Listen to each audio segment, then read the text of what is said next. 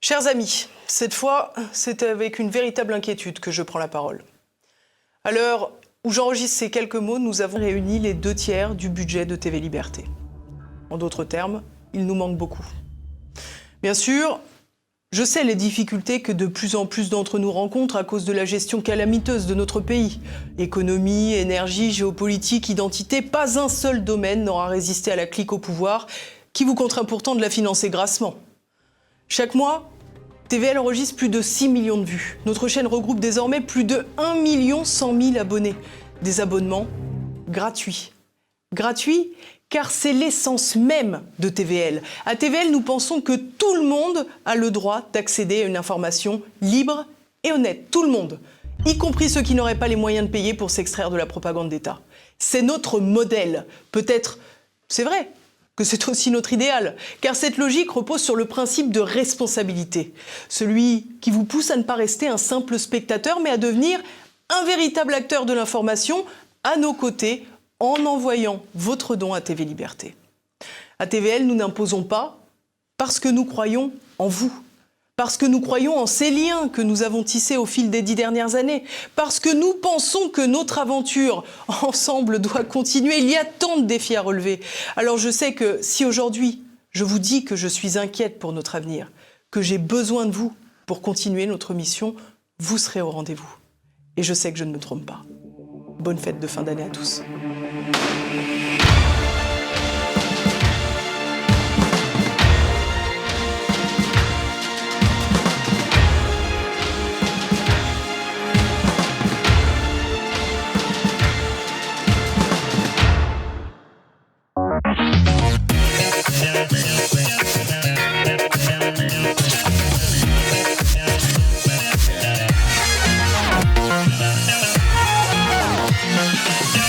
Bienvenue dans ce tout dernier Bistro Liberté de l'année.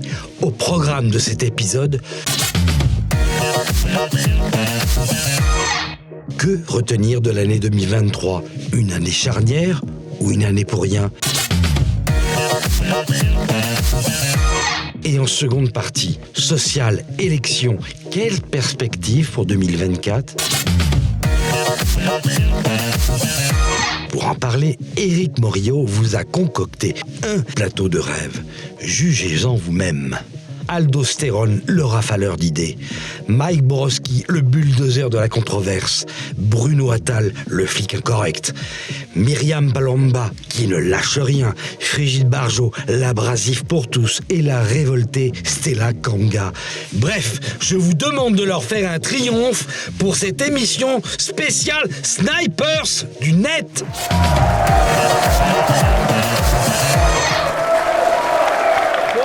Bonsoir à tous.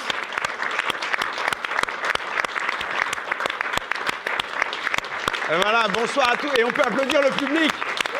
Vraiment.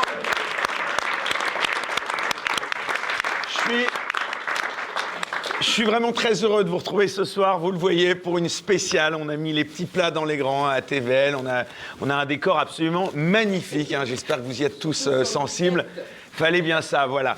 Une émission donc spéciale, vous l'avez donc compris en introduction, donc avec non pas 1, non pas 2, non pas 3, non pas 4, non pas 5, mais 6 invités, si je ne me trompe, autour de moi. Et alors, comme souvent, on nous a reproché de ne pas trop donner la part belle aux dames. Et bien, ce soir, nous avons décidé d'être dans la parité rigoureuse. Nous avons donc décidé d'inviter exactement le même nombre d'invités, donc femmes, donc je tiens à applaudir et à les présenter en priorité. Tout d'abord, nous sommes ravis d'accueillir à nouveau, c'est Frigide Barjot. Bonsoir, merci Frigide. Beaucoup. Merci à tous. Merci TV Bistro Liberté. Je suis ravie. Je constate aussi que nous sommes dans Beau costume, d'ailleurs, au passage. Je suis ravie, vous me l'avez offert en arrivant. Merci beaucoup. Nous sommes dans la parité et dans la diversité. Exactement. Ce que j'apprécie beaucoup Et aussi. c'est bien que vous le souligniez. Surtout chez vous. Et en plus, toutes les religions sont présentées ce soir. Absolument. C'est quand même, Je commence moi-même. Pardon. C'est en tout cas Bruno exceptionnel. adore.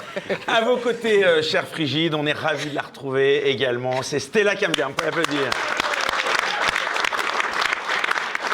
Bonsoir Stella, bon, on se connaît un petit peu, donc nous, j'aurais du mal à vous voyez, donc en tout cas, on est très content de t'avoir à nouveau avec nous. Merci Eric et merci de m'avoir invité et bisous au public. Merci.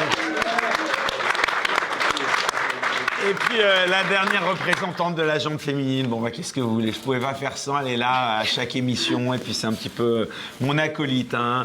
C'est Myriam Palomba. Bonsoir tout le monde. Bonsoir, Dis-moi Eric, je suis obligée de le garder toute l'émission ou pas? Parce que là, c'est en train de me serrer le cerveau, alors c'est un peu compliqué. Voilà. Oui, bah j'étais sûre... Non, mais tu sais quoi? J'étais sûre que t'allais me faire une vanne pourrie. Voilà. C'est normal. Bon, et ben c'est bien, la transition est toute faite. Après, donc, Myriam Palomba va présenter ses chers messieurs. Donc, tout d'abord, évidemment, c'est Mike Borowski de Radio Courtoisie. Bonsoir. Salut Mike, ça va? Très bien, je suis content de porter ce magnifique bonnet, mais je constate que le présentateur qui s'appelle Éric Morillo, lui, est tête nue. Je sais pas pourquoi. Non, il a un traitement de faveur, le présentateur. Et puis alors, on notera, et d'ailleurs on lui fait un petit coucou, on devait avoir Greg Tabibian, mais il a malheureusement pas pu être des nôtres ce soir, donc on lui fait un coucou. Donc on est ravis en tout cas, Mike, de t'avoir comme toujours avec nous. Et puis alors à tes côtés, enfin de chaque côté, alors t'es bien entouré là, niveau physique. Tout d'abord, c'est Bruno Attal, on peut t'applaudir. Bonsoir à tous. Toujours à la tête de Touche pas à mon flic, je me trompe pas? Toujours la tête de l'assaut, Touche pas à mon flic. Voilà, ouais. et puis il y a un livre, je crois, qui se prépare aussi, ensuite qui va même sortir, je crois, en janvier. Mois de janvier l'année prochaine. Mon bouquin est terminé.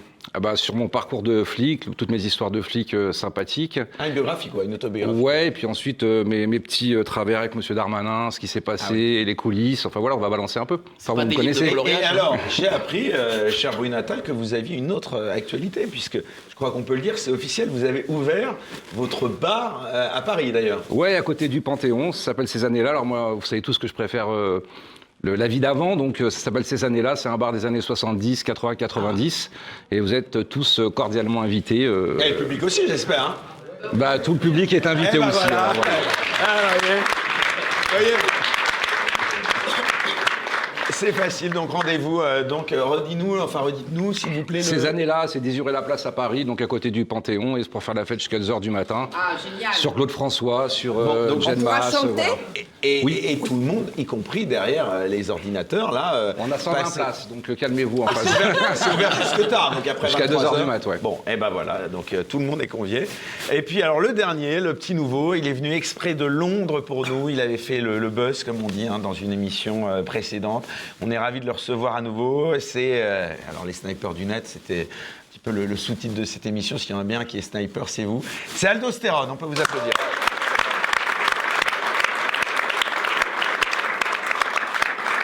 Aldo, d'abord, merci d'être venu exprès pour Bistro Liberté depuis Londres. On est très, très, très honorés. Et je rappelle que vous avez une actualité, vous aussi, vous sortez un livre, donc je le montre à la caméra, qui s'appelle « Les nouvelles religions, les religions post-chrétiennes, occidentales, covidisme, climat et wokisme ». Voilà, je l'ai bien présenté, ça parle de quoi? Ah ben voilà, et puis on a... Et évidemment, ça c'était évidemment, on peut l'applaudir, Charles Mathieu, notre expert en ouverture de bouteilles. Aldo, bonsoir. Ça parle de quoi, ce bouquin? Bonsoir, merci pour cet accueil. Je suis très content d'être sur un plateau qui est ce soir sous le signe de la diversité et de l'équité. Un petit peu de wokisme et de religion, un petit peu de wokisme dans un monde de brutes. Ça peut pas faire de mal. Alors, le livre est au sujet des nouvelles religions parce que, tout simplement, on a un Occident qui est en train de se chercher, hein, d'accord? Après avoir... chasser le christianisme, il veut une nouvelle religion et il trouve dans le covidisme, le climatisme et le wokisme, il trouve de quoi attirer les foules. Donc voilà, c'est bon, ça donne envie. On va encourager tout le monde à aller voir ça. Attendez, j'ai une question, monsieur Aldo Stéron. Bien sûr. Mais vous êtes prêtre de ces religions ou vous plutôt les dénoncez? Parce que moi ça m'ennuie sinon. Je les dénonce, mais je fais quand même attention, hein, parce que voilà. Il faut faire gaffe à ça. Il faut faire gaffe. Voilà, à sa tête. Bon, en tout cas, on est ravis de tous vous avoir à nos côtés. On rappelle aussi que c'est une période charnière, y compris pour TVL, puisque on ne vit, vous le savez, que de vos dons de la part des donateurs, donc qui nous soutiennent. Donc, c'est la dernière ligne droite hein, pour pouvoir boucler le budget de l'année prochaine. Donc, s'il vous plaît, allez sur TVL, donc le site, et puis vous pourrez trouver toutes les rubriques nécessaires donc pour donner ces quelques oboles qui peuvent permettre à cette chaîne d'exister. On précise que nous ne bénéficions d'aucune subvention. Là-dessus, il y a beaucoup de fantasmes aussi. Donc, en tout cas, voilà, on va mettre le lien. Je pense le réalisateur va le mettre, notre cher Raphaël, à l'écran. Une petite question, là, tous. Vous avez bien réveillonné. Mike, t'as mangé quoi le soir du réveillon? J'ai mangé de la carpe, comme on fait. Ah oui, c'est comme ça. De la carpe. En tant que Polonais, on mange de la carpe. Voilà, c'est comme ça. C'est quoi la carpe? La carpe farcie. La carte. La carpe farcie. C'est un plat polonais, ça. Et du borscht. Mais ça, c'est un truc que nous ont piqué encore les Russes, comme toujours. Comme toujours, d'ailleurs. De la soupe aux betteraves. Ah ouais, et ça donne vachement envie. Hein. Ouais, ça donne une bonne haleine parce que monsieur dit que je pue de la gueule, donc c'est pas. Mais non, mais merci. Pour ça, je t'ai mis un peu loin de moi. Voilà, c'est ça. Bruno, qu'est-ce que tu as eu bon, on va surtout se tutoyer parce que voilà, ce soir, exceptionnellement, nous nous tutoyons tous parce que c'est pas tout le temps le cas quand même. Qu'est-ce que tu as Non, Noël en famille, voilà. Non, mais sur un plan de cuisine, c'est intéressant puisqu'on a tous des religions plus différentes. Il y avait une dinde. Au marron, donc voilà. Non, enfin, nous on fait du classique, on est des vrais assimilés, on fait toujours Noël, on fait le jour de l'an, enfin, et donc en famille avec mes neveux, mes frères, mes belles-sœurs, et puis quelques amis qu'on met autour d'une table qui étaient seuls, par exemple, voilà. Enfin, les bougies, c'est pas l'assimilation. Je peux te dire. Bah, tu peux fêter Hanouka et voilà, ça, c'est pas l'assimilation. Personnellement, je fais les deux. Enfin, petite parenthèse, ça vous avait choqué ou pas cette, tiens, on rentre tout de suite dans le vif du sujet, mais la célébration, enfin, faut pas vraiment le dire, mais bon, pour moi, ça ressemblait à ça. Hanouka à l'Élysée, ça vous a... Moi, ça m'a choqué. Pourtant, je suis plutôt... Enfin, moi, ma maman est juive, mon père est catholique, donc j'ai été élevée dans les deux traditions. Mais à partir du moment où c'est fait à l'Élysée, ça me pose problème, puisque le président est censé être le garant de la laïcité. Alors, on va encore se prendre la tête avec Mac, mais pour moi, la laïcité, c'est extrêmement important en République. Et on ne peut pas dénoncer certaines choses si on fait Hanouka à l'Élysée, c'est impossible. Alors, j'ajouterais, chère Myriam, que si il avait, à ce moment-là, invité quelques prêtres et fait une petite prière chrétienne. Non, il n'y a pas de religion. Et comme il y a la rupture du jeûne qui est aussi... Alors, je ne sais pas si elle est faite à l'Élysée, mais en tout cas, elle est faite dans plusieurs mairies. Voilà, ça rééquilibrerait, ça serait une laïcité positive, vous voyez. Non. Ni une synagogue, ni l'église. Très bien. Il n'y a pas de laïcité positive, ça J'ai pas dit que j'étais pour, je proposais une alternative. Voilà. Tu sais très bien, Frigide, il n'y a pas de laïcité positive, ça n'existe pas. Il y a soit la laïcité, donc la religion de la laïcité, bon, c'est ce que c'est. C'est la religion chez soi. Il y a le catholicisme en tant que religion d'État, et ça, c'est la vraie France, et c'est ce qu'il faut. Voilà. Moi, je pense surtout qu'en réalité, c'était tout justement sauf de la laïcité, parce que ça, c'est une porte ouverte à tout. C'est-à-dire qu'on fête Hanouka, et ensuite quoi ? On va fêter, vous imaginez, les bouddhistes qui ont 1001 fêtes, les Chinois, ainsi de suite.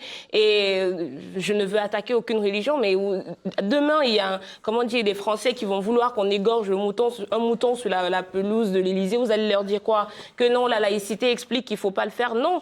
Si, limite, le président de la République s'était rendu dans une synagogue, pour moi, ça avait plus de sens. Mais le problème, c'est que là, c'était la porte ouverte à tout. Donc, à partir de là, pour moi, aucune religion n'a sa place à l'Élysée. Aldo, votre avis? Oui, effectivement. C'est-à-dire que quand on regarde aujourd'hui le niveau d'antisémitisme en France, je me demande quel genre de cadeau veut faire l'Élysée aux antisémites. Parce qu'aujourd'hui, moi, j'ai plus d'arguments contre eux par rapport à cela. C'est-à-dire qu'effectivement, ils disent qu'il y a une laïcité à géométrie variable. Elle concerne le catholicisme, elle concerne l'islam. L'islam, on l'utilise de temps en temps pour des raisons électoralistes, clientélistes, donc de temps en temps, on ferme les yeux. Et puis, pour le judaïsme, ça ne semble pas s'appliquer. Je leur réponds quoi, ces gens-là? Aujourd'hui, je suis à court d'arguments. Bon, en tout cas, chers amis, voilà, c'était en introduction. Je peux rajouter un petit mot Allez, parce que ça a été entendu. Comme le président n'était pas allé à la manifestation contre l'antisémitisme, il a essayé de se rattraper. Ça ressemblait vraiment à ça, honnêtement. Il fallait qu'il organise une autre manifestation, c'est pire. Je suis désolée. Il ne va pas sous les conseils du délinquant Bellatar. Voilà, donc il fait entrer un islamiste à l'Élysée pour le Pourquoi Brigitte n'y est pas allée? Ça, j'ai toujours pas compris. Pourquoi, pardon? Pourquoi Brigitte? Pourquoi quelqu'un de l'Élysée n'y est pas allé? Non, mais Macron aurait pu y aller, mais encore une fois, c'est M. Yacine Bellatar qui lui a conseillé de ne pas y aller. C'est pour ça. Donc, visiteur du soir, d'ailleurs. Oui, voilà. Ça vous a choqué qu'il soit un visiteur, d'un conseiller, pour être tout à fait honnête, mais bon, Yacine Bellatar est quand même un visiteur. Yacine Bellatar, et puis pourquoi pas Nabila, c'est la prochaine étape. Voilà, en tout cas, j'aimerais qu'on applaudisse cette belle tête de vainqueur, Mike Borowski, quand même, qui m'a l'air Très en forme pour ce dernier Bistrot Liberté de l'année. Puis en plus, c'est le dernier tout court pour toi parce que j'ai cru comprendre que tu allais nous lâcher. Donc c'est ton dernier Bistrot Liberté. On peut t'applaudir. En tout cas, avant, eh bien, on applaudit Mike. Tout de suite, allez, on passe au premier débat dans Bistrot Liberté. Que retenir de l'année 2023 ? Entre les émeutes, Crépol et le terrorisme, 2023 est-elle l'année de l'insécurité ? Entre inflation et retraite, assiste-t-on à la fin d'une époque ? L'année 2023 confirme-t-elle l'entrée dans une nouvelle donne géopolitique ? 2023, année charnière ou année pour rien ? Bon, chers amis, comme vous l'avez compris, lors de cette première partie de Bistrot Liberté spéciale, donc fin d'année, fête de fin d'année, puisqu'il ne faut plus dire Noël non plus. Hein. Ça aussi, vous avez compris que ça donnait... La loi, on le dit. Voilà, donc nous, on va le dire. Voilà. Je vous propose d'abord de faire le bilan de cette année, de regarder un petit peu en arrière ce qui s'est passé. D'abord, on va se souvenir de cette année 2023, alors en mal ou en bien, vous allez me le dire. On va parler d'abord de politique intérieure. Et on parlera dans un deuxième temps de l'actualité internationale. Tout d'abord, si vous aviez tous là, pour introduire cette première partie, 3 mots à me donner pour décrire l'année 2023, lesquels vous choisiriez ? Allez, honneur aux dames, Stella. Moi, je dis pas 3 mots, je dis un mot, catastrophe. D'accord, c'est direct. Pourquoi ? Parce que tout a été malheureusement une série de catastrophes. C'est-à-dire les choix des lois qui ont été votées. Par où on va commencer ? La retraite, l'inflation, l'énergie. Dernièrement, la loi soi-disant immigration. Justement, c'est des décisions, des lois qu'ils ont décidé. Enfin, ils se sont réveillés un matin, ils ont sorti ça de leur chapeau. Ils ont dit que ça allait résoudre tous les problèmes de la France, mais en fait non, tout c'est en fait empiré. Donc, qu'est-ce qu'on va choisir ? Qu'est-ce qu'on va laisser ? Les émeutes, quoi ? Les Violence. J'habite à l'emplacement exact où était le vélodrome d'hiver. Et j'ai assisté le soir même quasiment à l'assassinat du jeune Colin par un islamiste fou qui était suivi par des policiers. Alors là, mon ami Bruno pourra me le confirmer. Et qui est venu dans ce quartier-là express, qui n'a pas été dit par la presse, pour assassiner n'importe qui, un jeune, et qui est tombé place des martyrs juifs du vélodrome d'hiver, ce que personne n'a dit dans la presse. Et je mets tous les jours des bougies là-bas. J'ai mis la photo de Colin exactement devant l'entrée de la promenade Jean-Paul Belmondo. Imaginez. Oui, c'est très violent de le vivre comme ça, déjà quand on habite sur le vélodrome d'hiver. Myriam. Vu d'avance, ça fait 3 mots. Pas mal. Pas mal. Non, parce qu'en fait, on nous avait dit contre la colère, évitons malgré la colère, évitons le chaos. Hein, c'était une couverture de Marianne, notamment, pour nous dire que si on choisissait Emmanuel Macron, eh bien, nous n'aurions pas le chaos. Et puis finalement, on a eu le chaos sous toutes ses formes. C'était couru d'avance. Je ne comprends pas qu'on ait pu revoter pour ce monsieur après les 5 années précédentes qu'on a vécues. Donc, pour moi, rien d'étonnant à ce qui se passe aujourd'hui. Allez, de l'autre côté, Bruno. Moi, je vais dire manipulation de ce gouvernement depuis 6 ans, depuis Macron. Il a manipulé les policiers contre les gilets jaunes, contre le Covid. Pendant les émeutes, j'ai plein de collègues qui se sont retrouvés en garde à vue. Et surtout, et peut-être le mot endormi. Les Français sont endormis, ou je ne sais pas ce qui se passe, mais... on a tellement de ministres, qui soient mis en examen, qui commettent des erreurs, des fautes graves. On n'a jamais de démission. Enfin, les Français sont endormis. Je ne sais pas, il me semble que j'ai connu les générations avant de présidents, de ministres, où au début du mandat de Macron, souvenez-vous, pour des homards, de Rugy a été obligé de démissionner. Il n'a commis aucune infraction pénale. Aujourd'hui, les Français sont endormis avec tout ce qui se passe, les émeutes. Rien ne se passe. Notre gouvernement... à open bar, et je pense que c'est depuis les années Covid où ils se sont rendus compte qu'on pouvait mener le peuple par le bout du nez. Mike. Je dirais anti-France, parce que la République a choisi de célébrer, on va dire, les voyous. On le voit par exemple la question des émeutes, où on a cherché à disculper un peu ces émeutes, à dire voilà, mais c'est parce que c'est la faute de la société, en fin de compte, qu'il y a eu ce qu'il y a eu. Et puis, on a tourné le dos au jeune Thomas qui a été lâchement assassiné. On va y revenir, mais... Et dont on a fait d'ailleurs, dont on a aussi essayer de disculper ces assassins. D'ailleurs, vous avez fait une très bonne parodie, vous avez produit une très bonne parodie dernièrement de M. Cohen, Patrick Cohen, ouais. où lui, voilà, il cherchait totalement à disculper ces assassins en disant oh là mais c'est pas de chance, en fin de compte c'était des gentils petits gars, ils étaient venus avec un couteau, bon bah ça arrive, c'est comme ça, c'est la tradition. Et on est vraiment dans l'anti-France, c'est-à-dire que voilà, on a des médias et un régime qui ont choisi leur camp, qui ont choisi qui ils allaient célébrer et contre qui ils allaient se retourner. Donc anti-France, aldostérone. Moi, je pense à deux choses. Je pense à l'inflation, qui m'a l'air d'être quelque chose quand même de planifié centralement. C'est une inflation qui n'arrive pas par accident. Et puis, on pourra en parler peut-être plus longuement plus tard. Et puis, la deuxième chose qui me passe par la tête, c'est poudrière. J'ai l'impression que la France ressemble à une poudrière. Quand je regarde l'affaire Naël, quand je regarde l'affaire Crépol, et au-delà de, on peut être avec les uns ou avec les autres, c'est même pas là la question. C'est comme par exemple dans l'affaire Naël, on peut dire que le flic avait tort ou que le flic avait raison. C'est même pas là la question. La question, c'est qu'on a des affaires qui normalement relèvent de la justice, qui doivent être traitées dans la sérénité, qui finissent par des émeutes qui parfois prennent une ampleur nationale. Et là, j'ai peur qu'un jour on ait l'émeute de trop. J'ai peur qu'un jour il y ait un incident et puis on finisse avec une émeute qui se termine 10 ans plus tard. Alors justement, on y vient. Là, on va reprendre plusieurs événements les uns après les autres. Mais d'abord, l'événement maintenant marquant, le plus marquant pour vous de l'année 2023, rapidement, très rapidement. Frigide. Alors ça va, c'est pas dans votre peut-être façon de voir les choses, mais pour moi le plus important et le plus grave, c'est l'inscription sans aucune raison de l'avortement dans la Constitution. Je ne comprends pas ce qui se passe. Honnêtement, merci. Je n'attendais pas.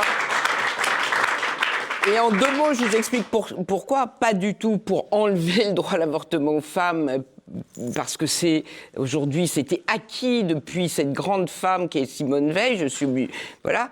Mais ça ne peut pas être la norme première de donner la mort à l'engendrement en haut de la hiérarchie des normes d'un pays. Ce n'est pas possible. Est-ce que vous vous rendez compte? Et là, donc j'ajoute même un deuxième mot à violence, j'ajoute le mot de mort qu'on est en train d'institutionnaliser.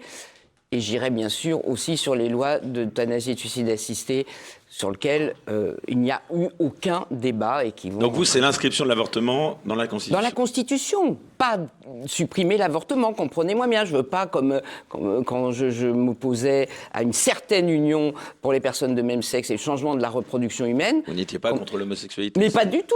Et là, enfin pardon, je m'énerve, mais et là. Toute seule, hein, c'est fort. Non, mais vous savez, je l'ai tellement pris dans la figure et voilà, et je me souviens encore d'un débat avec mon cher ami Bruno. Mais je reviens à cela. Ça n'est en rien une condamnation du droit de chaque femme à pouvoir avorter. Simplement, ça ne peut pas être la norme de la société, la mort à l'engendrement en haut, pardon. En plus, dans la Constitution. Heureusement, ils l'ont quand même sorti du préambule pour le moment et c'est une liberté qui va être reconnue. Bah c'est clair. Voilà, je vous remercie. Stella. Émeute. Ah. Alors, les émeutes, parce que c'était, je crois, 15 jours horribles. Pour la première fois de ma vie, j'ai perdu mon sang-froid sur les réseaux sociaux. Les députés qui sont de la NUPES/LFI, je pense qu'ils m'ont vu passer dans leurs commentaires. Je n'ai pas arrêté d'en traiter quelques-uns de connards. Parce que je trouvais... D'ailleurs, tu t'es vu... Et au passage, j'avais perdu mon compte et j'ai récupéré mon compte. Voilà, donc on peut... Mais j'ai trouvé que c'était une période horrible. Pourquoi tu l'avais perdu ton compte d'ailleurs? Justement parce que il y a un monsieur... compte Twitter, enfin sur X. Oui, mon compte Twitter. Il y a un monsieur qui s'était fait agresser, qui tenait un bar tabac et justement les émeutiers étaient rentrés dans son bar, casser tout, le foutre à poil et l'agresser et c'était violent. Et donc le lendemain, les émeutiers étaient partis pour reprendre les mêmes activités et en plus attaquer une église à Lyon. Donc il me semble qu'il y avait des jeunes identitaires qui s'étaient organisés pour protéger et ce monsieur-là et l'église. Ils étaient dit qu'en tout cas, les émeutiers n'allaient pas rentrer dans l'église et n'allaient pas désacraliser l'église. Donc moi, mon commentaire était « Allez-y, foutez-leur la raclée de leur vie ». Et donc, incitation à la violence. C'est ça, Twitter m'a épinglé, incitation à la haine, ainsi de suite. Mais pour revenir aux émeutes, c'était vraiment traumatisant. j'estime qu'il n'y a pas de justification, peu importe ce que les gens essayent d'expliquer par rapport au fait que le jeune Naël avait perdu la vie, et bref, qu'on apprécie ou pas, enfin, qu'on déprécie ou apprécie la situation par rapport aux circonstances. Pour moi, ça ne justifiait pas tout cet embrasement-là. Et je m'étouffais d'autant plus parce que j'avais des responsables politiques qui faisaient le tour des plateaux, précisons, des responsables politiques de gauche, qui nous expliquaient que si les banlieues sont dans cet état, c'est parce que les pauvres, ils sont pauvres, les moyens, ils n'en ont pas assez, ils sont pas, enfin, ils arrêtaient pas de leur trouver des excuses. Et moi, j'étais là, mais vous êtes sérieux là? Moi, je viens d'un pays où il y a des familles qui vivent avec 1 euro à la journée et c'est pas tous des délinquants. Vous venez m'expliquer que dans un pays où l'éducation c'est gratuit, les soins de santé sont à la portée de tout le monde. Vous venez m'expliquer que dans un pays comme ça, eh bien, c'est normal de brûler des piscines, de brûler des transports, de brûler des maisons, de brûler des voitures. Vous voyez, rien que le fait d'en parler, déjà, je me remets à bouillir encore. Donc, c'est vraiment une période que j'ai vraiment eu du mal à digérer et visiblement, j'ai encore du mal à digérer. Elles sont énervées. Bon, et Myriam, alors, toi? Alors, moi, c'est la réforme des retraites.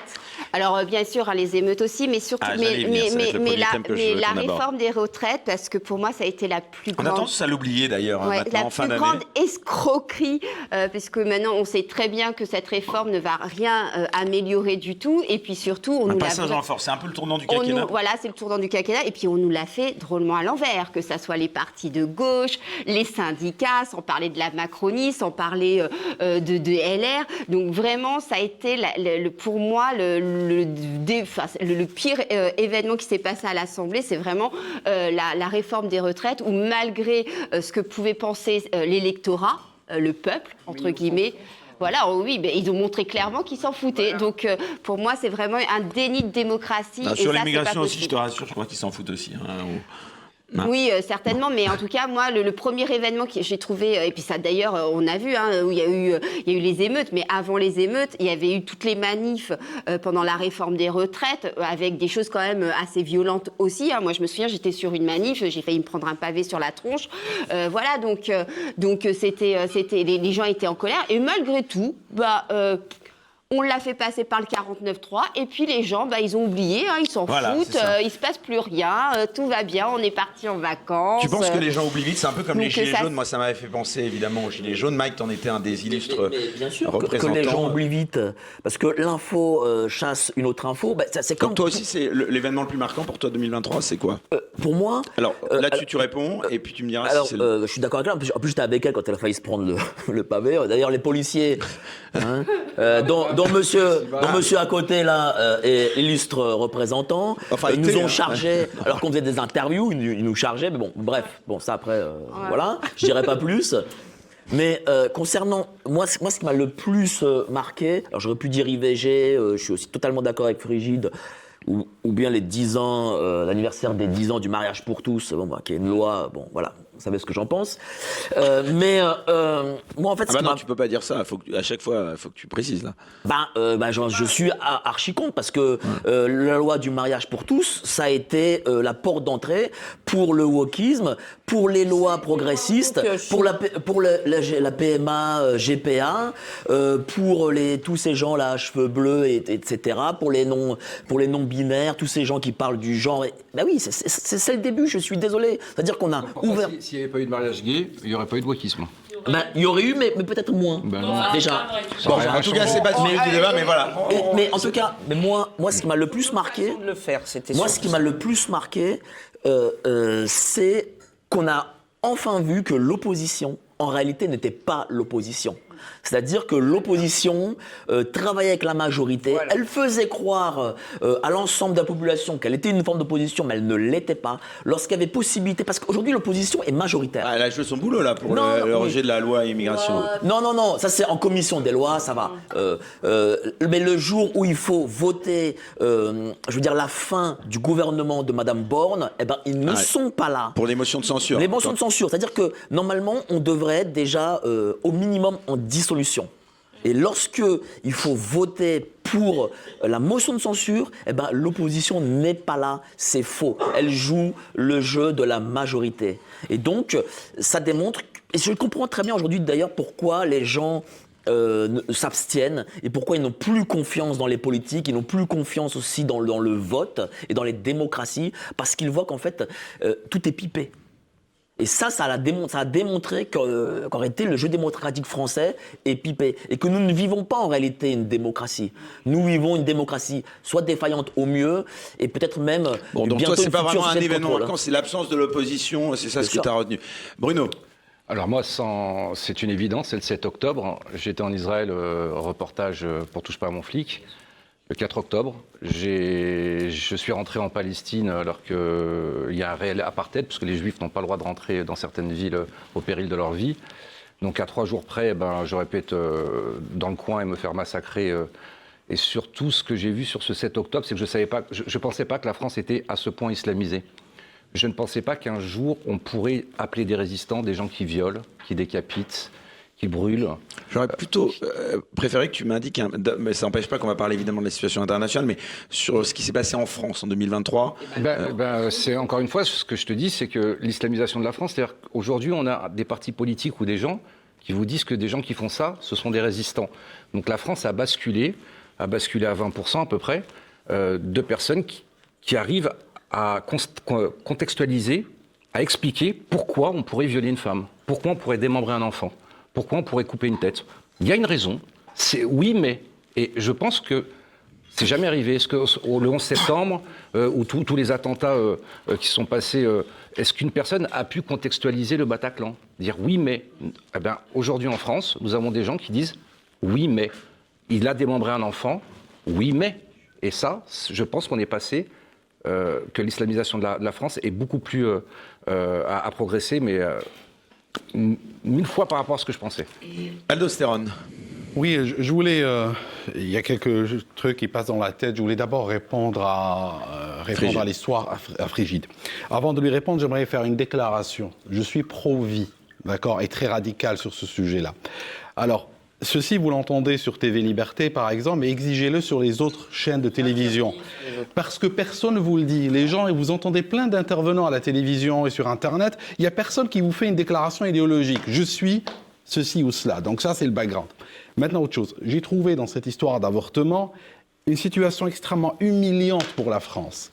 Parce que si je dois créer un mot comme le ferait l'épouse de M. Hollande, je dirais que ça venait consacrer la vassalitude de la France par rapport aux États-Unis. Le calendrier, c'était quoi? Il y avait effectivement aux États-Unis un problème avec la fameuse jurisprudence Wade contre Roe. Ça signifie, c'était une longue histoire aux États-Unis qui datait des années 70 et puis qui a été remise sur la scène et tout ça. Oui, on comprend. Mais la France n'avait rien à voir là-dedans, dans ce débat-là. Et la France a choisi justement ce moment-là, en réaction à ce qui se passe aux États-Unis, pour venir éditer leur constitution. Comme s'ils étaient un État américain, puis ils se disent, bon, nous, on veut se protéger contre le gouvernement fédéral, contre Washington, donc qu'est-ce qu'on va faire? On va créer une loi nationale, comme le font souvent les États américains.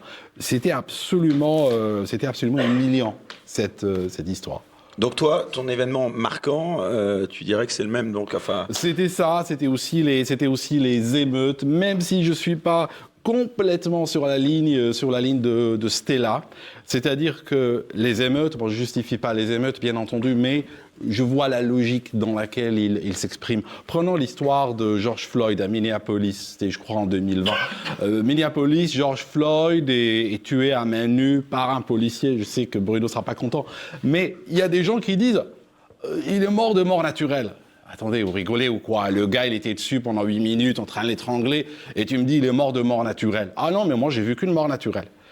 Que font les gens? Ils se disent il y a un déni de justice. Ben on fait des manifs ou on casse et tout pendant 2-3 semaines, après on reparle. Est-ce que c'est toujours une mort naturelle? À ce moment-là, les gens, oui, bon, c'est vrai, il va falloir peut-être la justice regarde. C'est tout, je pense que les injustices, surtout à répétition, je ne dis pas que des injustices nécessairement réelles, des injustices réelles ou perçues. Les gens ne fonctionnent pas avec la réalité nécessairement, ils fonctionnent avec leur perception. Si vous allez dans des cités, les gens vous disent « on vit sous l'injustice », peu importe Vous ne pouvez pas les contrarier. C'est comme ça. Ils vivent dans l'injustice, ils le ressentent. C'est sincère comme sentiment. Mais je ne dis pas que ce n'est pas sincère. Le problème, c'est que si on se fie à la perception de chacun, en réalité, dans ce cas, la société ne vit plus. Ça veut dire que toi, étant aldostérone, la façon dont tu me regardes, je peux le percevoir comme une injustice. Je peux me sentir attaquée parce que je peux me dire « Ah, c'est un prédateur sexuel, c'est probablement un violeur, donc je me sens attaquée. Et donc, normalement, la police doit te choper et te mettre en prison parce que j'ai perçu que tu m'agressais. » On ne peut pas vivre dans un monde où chacun perçoit la réalité. La réalité, c'est ce qui est. C'est pas ce qui fonctionne ou varie en fonction de nos sentiments, du climat, de la météo. Non, la réalité, c'est ce qui est. Et pendant les émeutes, ce qui était, c'est que des gens ont profité de ces émeutes-là pour casser, agresser, violer et piller. Et ça, je suis désolée, ça ne passe pas. Et est-ce que je peux rajouter? Bravo. C'est pas pour charger notre ami Aldo qui vient de si loin, mais... Enfin, il vient de Londres en même temps. On connaît aussi les effets communautaires, les effets de... Ça se fait par les femmes quand même. Non, mais les effets de masse... Il est très facile d'arriver à... Bon, les amis, quand vous voulez. Vas-y. Parce que je la connais, mon histoire, moi. Donc, les effets de masse, les effets de communauté, comment on leur fait faire des choses, donc notamment, évidemment, les émeutes, parce qu'il y a des leaders et parce qu'il y a des gens qui gonflent le cerveau. Voilà, c'est des effets aussi manipulés. Vous le savez très bien. Ça n'aurait jamais dû s'enflammer comme ça, mais jamais. Bon, il y en a un, en tout cas, qui s'enflamme, il bouillonne, c'est Bruno Attal. Pardon. C'est que d'aller nous chercher l'affaire George Floyd, qui n'a rien à voir avec la France, donc voilà, c'est juste racialiste. Non, c'est racialiste, c'est tout. Aux États-Unis, je crois que c'est de l'ordre de 100 ou à 1000 fois plus de Noirs qui tuent des Blancs ou qui tuent d'autres Noirs. Donc c'était juste racialiste. On avait un toxicomane qui venait d'acheter de la drogue et voilà, le policier, il a été condamné. Au moment où on parle, il est en prison. On nous met ça. Quel rapport avec les policiers français, mais d'aller chercher un truc pareil, et donc voilà, et sur l'affaire Naël, pareil, enfin, tout ça c'était que prétexte pour piller, pour vandaliser. Non, ce que je voulais dire, c'est que c'était un flic qui tuait un jeune être, un homme, et que du coup il y avait un sentiment d'injustice. C'est ce qu'ont ressenti les gens qui vivent en cité, parce que pour eux, ça ne se justifiait pas que le policier. Je dis pas que je suis d'accord, tu connais mon point de vue là-dessus, mais ça ne se justifiait pas. Ils l'ont vécu comme une injustice. Je comprends ce que tu veux dire, mais effectivement, je suis très d'accord avec Stella, on ne peut pas vivre sur des impressions. Moi, je le prends comme une injustice, j'ai pas été brûlé, j'ai pas été emmerdé des gens qui bossent, j'ai pas foutu... Éric Masson, c'est un policier qui a été tué.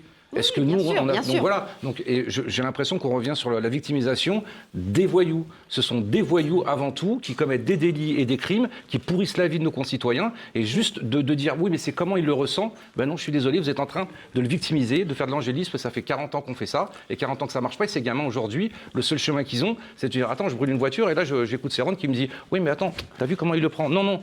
Justement, il faut... j'étais dans la rue il n'y a pas si longtemps avec un jeune qui me traitait de facho et qui le regrette maintenant. Ça, c'est étonnant.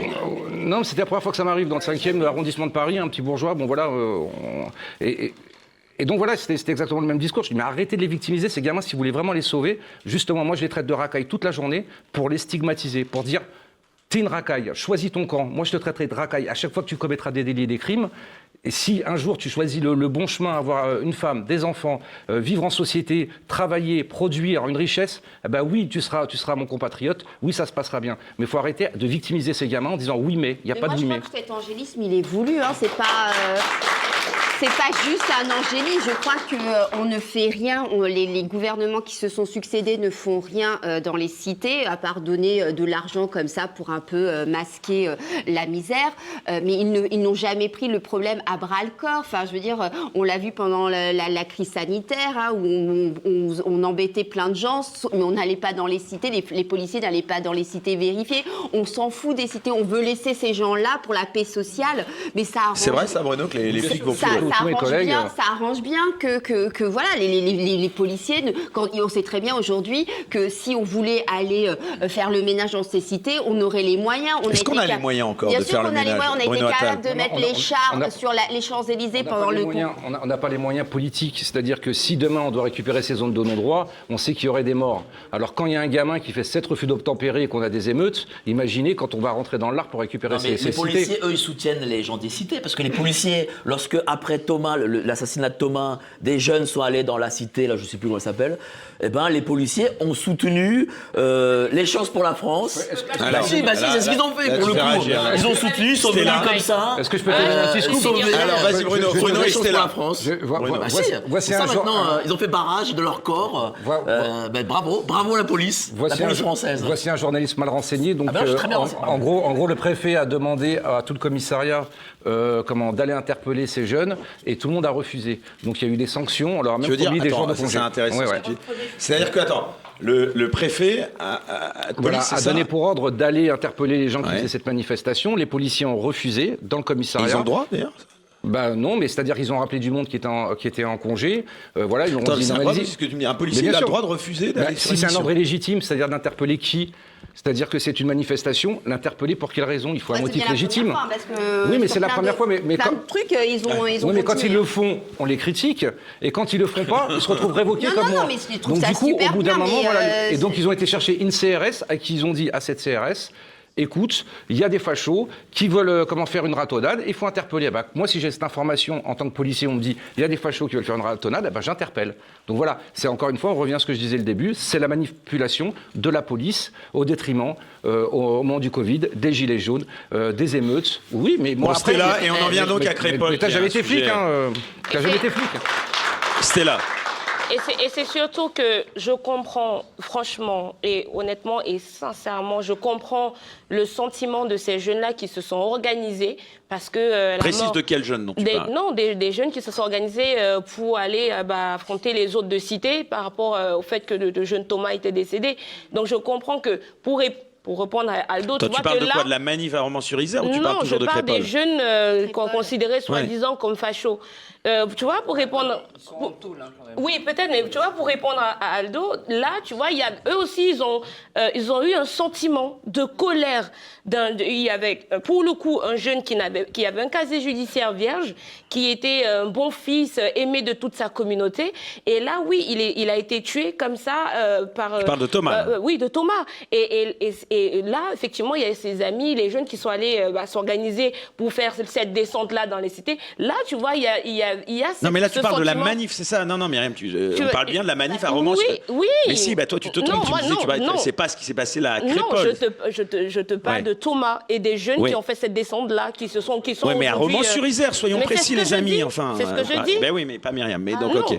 Voilà. Et maintenant, ils sont en prison, c'est ce que je dis. Mais en tout cas, ces jeunes-là, eux aussi, ils avaient. Donc toi, tu t'es senti, tu trouves que c'est une honte, les condamnations des jeunes à Romans-sur-Isère suite à ce qu'on a appelé la descente. Éric, je vais y arriver. Déjà, premièrement, effectivement, c'est une honte.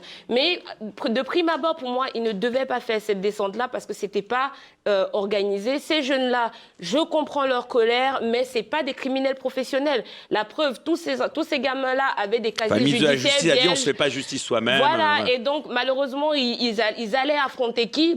Des jeunes de cité qui, eux, pour le coup, avaient des casiers judiciaires longs comme le bras. Parce que la police donc, à est partir toujours de là, derrière l'État. Non, à partir de là, la police, pour moi, a fait son travail, Mike. À partir de là, pour moi, la police a fait son travail. Pas tous en même temps. Écoute-moi, Bruno, on en a parlé, toi et moi, des centaines de fois.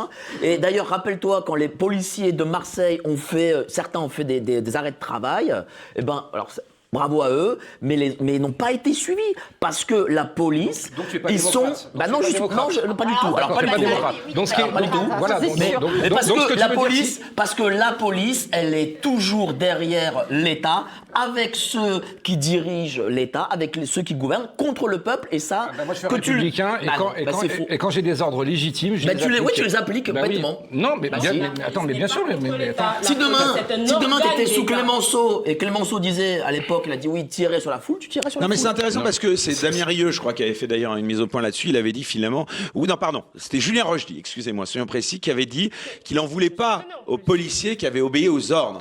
Il en voulait évidemment aux ordres qui avaient été donnés.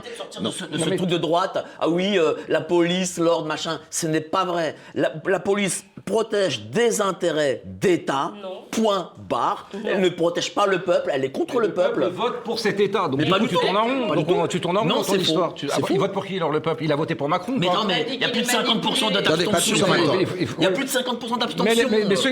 Mais les abstentionnistes sont mais les abstentionnistes, ils apportent un message. Il est quand même élu. Donc, quels que soient les... élu ou pas, en Que réalité. tu le veuilles ou non, il a été élu démocratiquement. Ce qui est marrant, ça peut c'est que la dernière émission que j'ai faite avec lui, il me donnait raison. Non, je te donnais pas raison. Si, vous remettrez sur TVL Bon, le costume de Girouette, s'il vous plaît, pour Mike.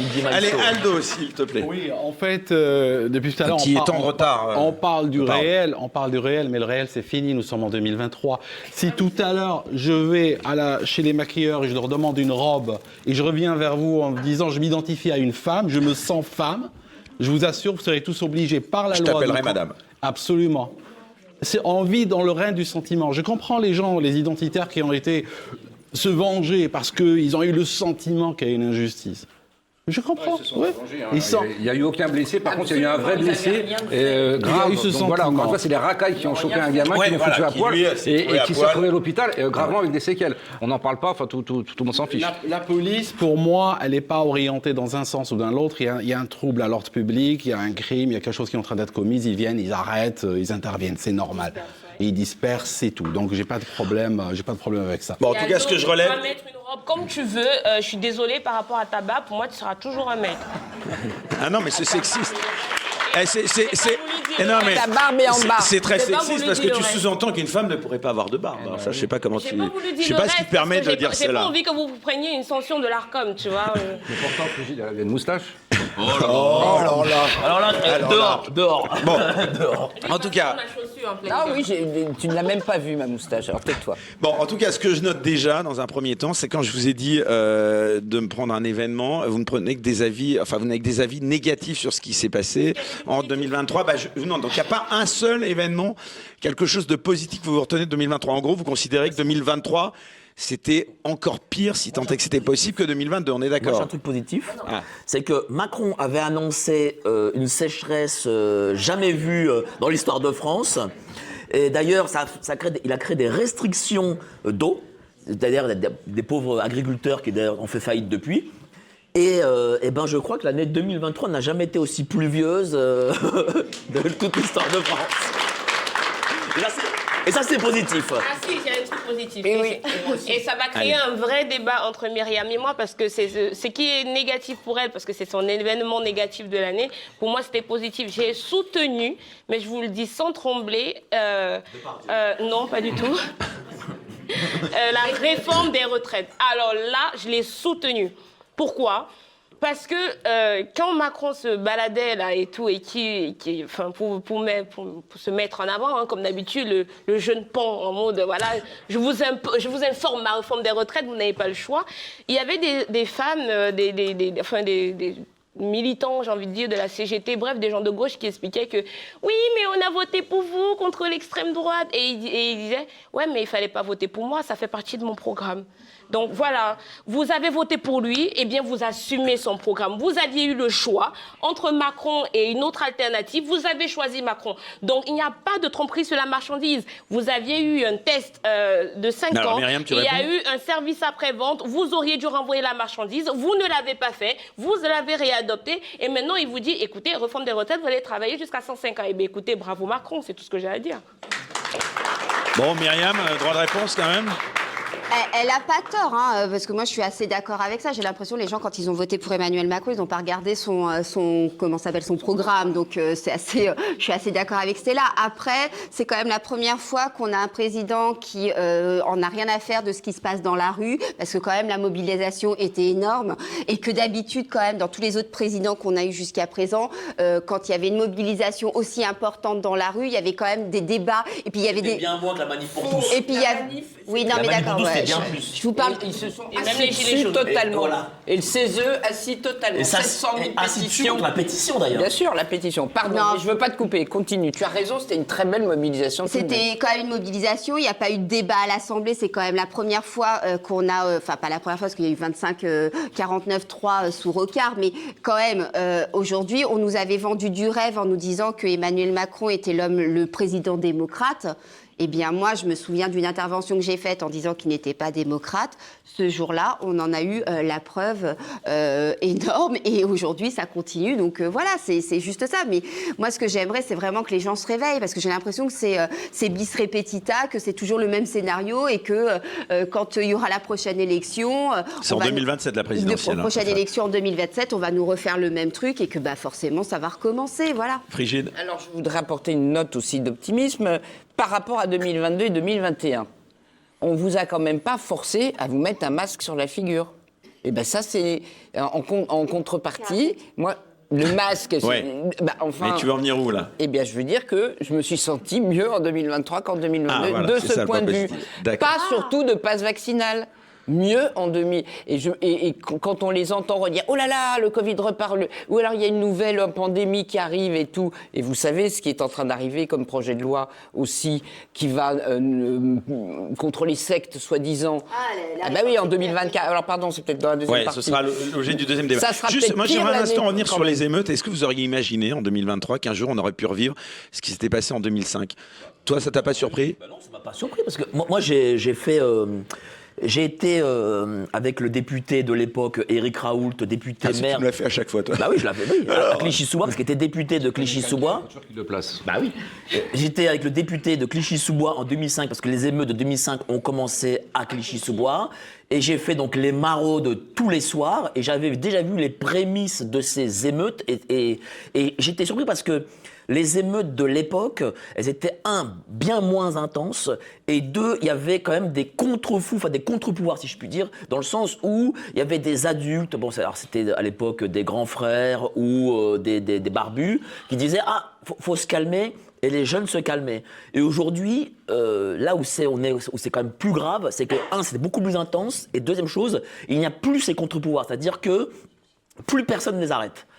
Ou s'ils s'arrêtent parce qu'ils sont... Pourquoi ils se sont arrêtés justement parce que les dealers dans les cités leur ont dit d'arrêter pour les... Mais bien sûr que non, pas du tout, c'est pas faux. Les dealers ont dit stop, on vend plus, donc vous vous calmez. Donc bien sûr que ce sont les dealers qui se sont arrêtés parce qu'à un moment donné, il y a une petite lassitude, voilà, point. Il n'y a pas de lassitude pour aller voler. J'habite Saint-Ouen. Les gars, j'habite Saint-Ouen. Je vois... Moi je connais la concierge de Jussu. Je vois les dealers, ils sont pas très loin de chez moi. Et les dealers, d'ailleurs, ils nous regardent. Contrairement à ce qu'on pense, on les salue. Ils sont beaucoup plus politiquement corrects qu'on le croit. D'ailleurs, je me rappelle, ils portaient à l'époque les gants et le masque lorsqu'il s'agissait de vendre de la cam. Donc pour te dire qu'ils respectaient les gestes barrières, visiblement. Voilà. Bon, et donc c'est pas ça du tout. Ça, c'est une légende encore qu'on annonce. Mais bon, je sais, toi tu regardes BFM. Mais tu regardes beaucoup BFM, donc tu racontes BFM. Imagine l'argument de Mike Borewski. Non, je suis au courant, j'habite Saint-Ouen. Non, mais c'est une vraie. Non, mais imagine l'argument massu. Donc, moi, je fais du terrain, tu fais pas de terrain, toi. Ce sont vraiment les dealers qui ont dit stop. Toi, tu fais de la vidéo. Moi, je fais du terrain.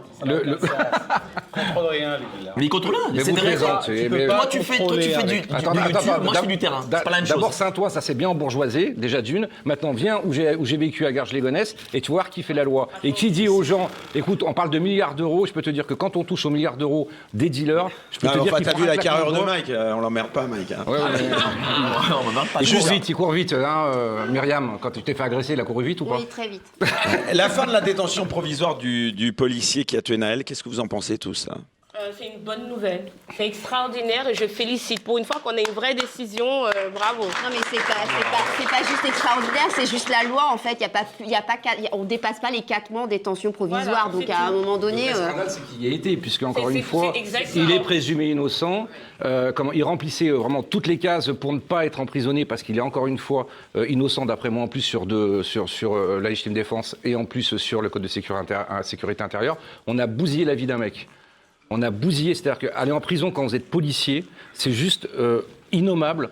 Vous rentrez dans la police pour assurer la sécurité des personnes et des biens, vous risquez votre peau pour un salaire de misère dans des conditions pas possibles et vous vous retrouvez en prison.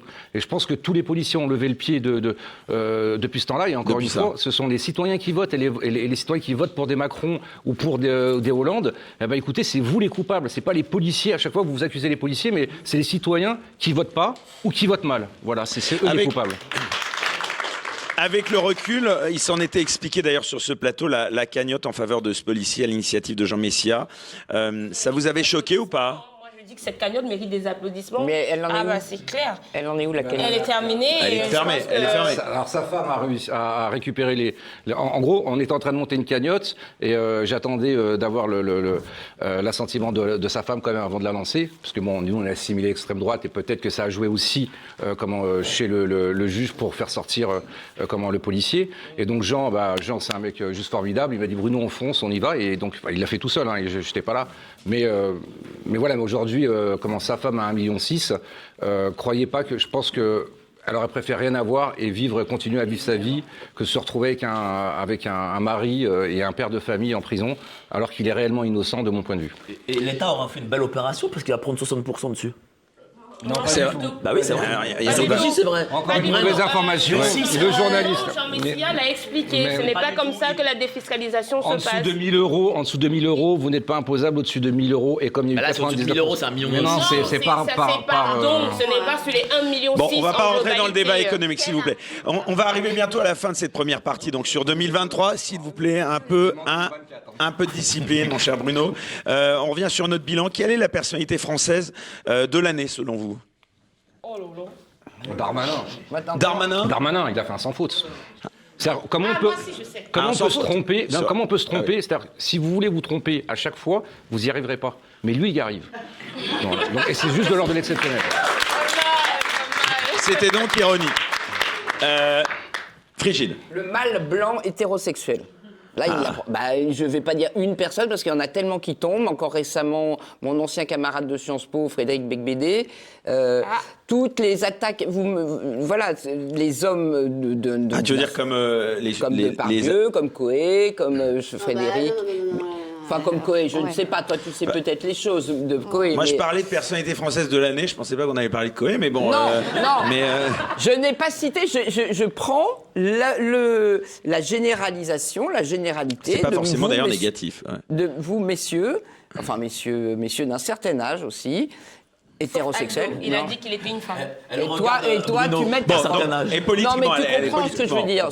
Ce que je veux dire, c'est cette attaque systématique contre les hommes qui ont eu un énorme pouvoir et des femmes... D'accord, mais ça, c'est pas la question. La question, c'était ta personnalité de l'année française. En politique. Moi, je dirais Jordan Bardella. Je trouve qu'il monte comme une flèche et que là... Oui, il a dit qu'il accepterait d'être Premier ministre. Oui, voilà, et c'est cette déclaration... je trouve que c'est culotté et surtout...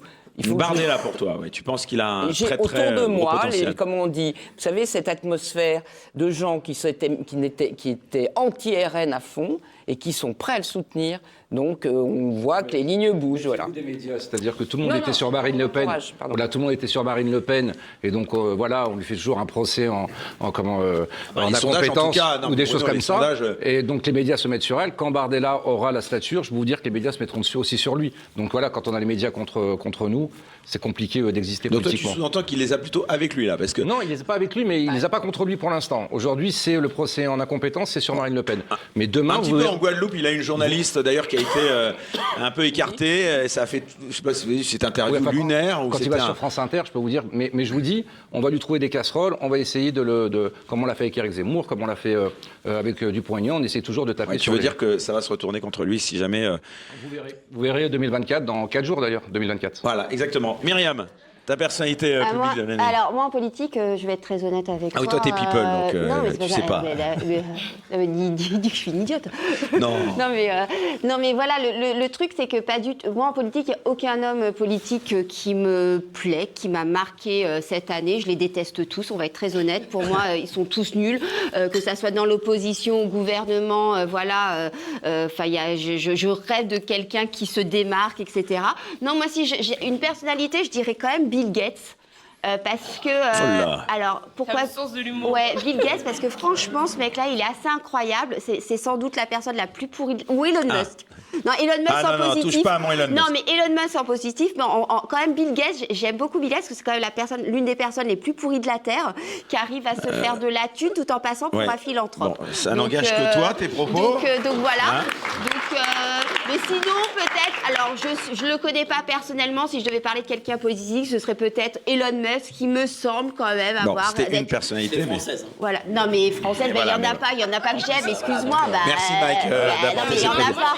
Il y en a un qui est Elle n'en a très pas sage, en s'il vous France. plaît, Frigide. Ah, vraiment, les femmes, dès qu'elles parlent, c'est incroyable, on Bah oui, n'arrive on pas à est les contents, arrêter. on est heureux. Mais la parole, moi, j'ai pas encore répondu à la question, là. Il y avait une autre femme sur le plateau, Aldo.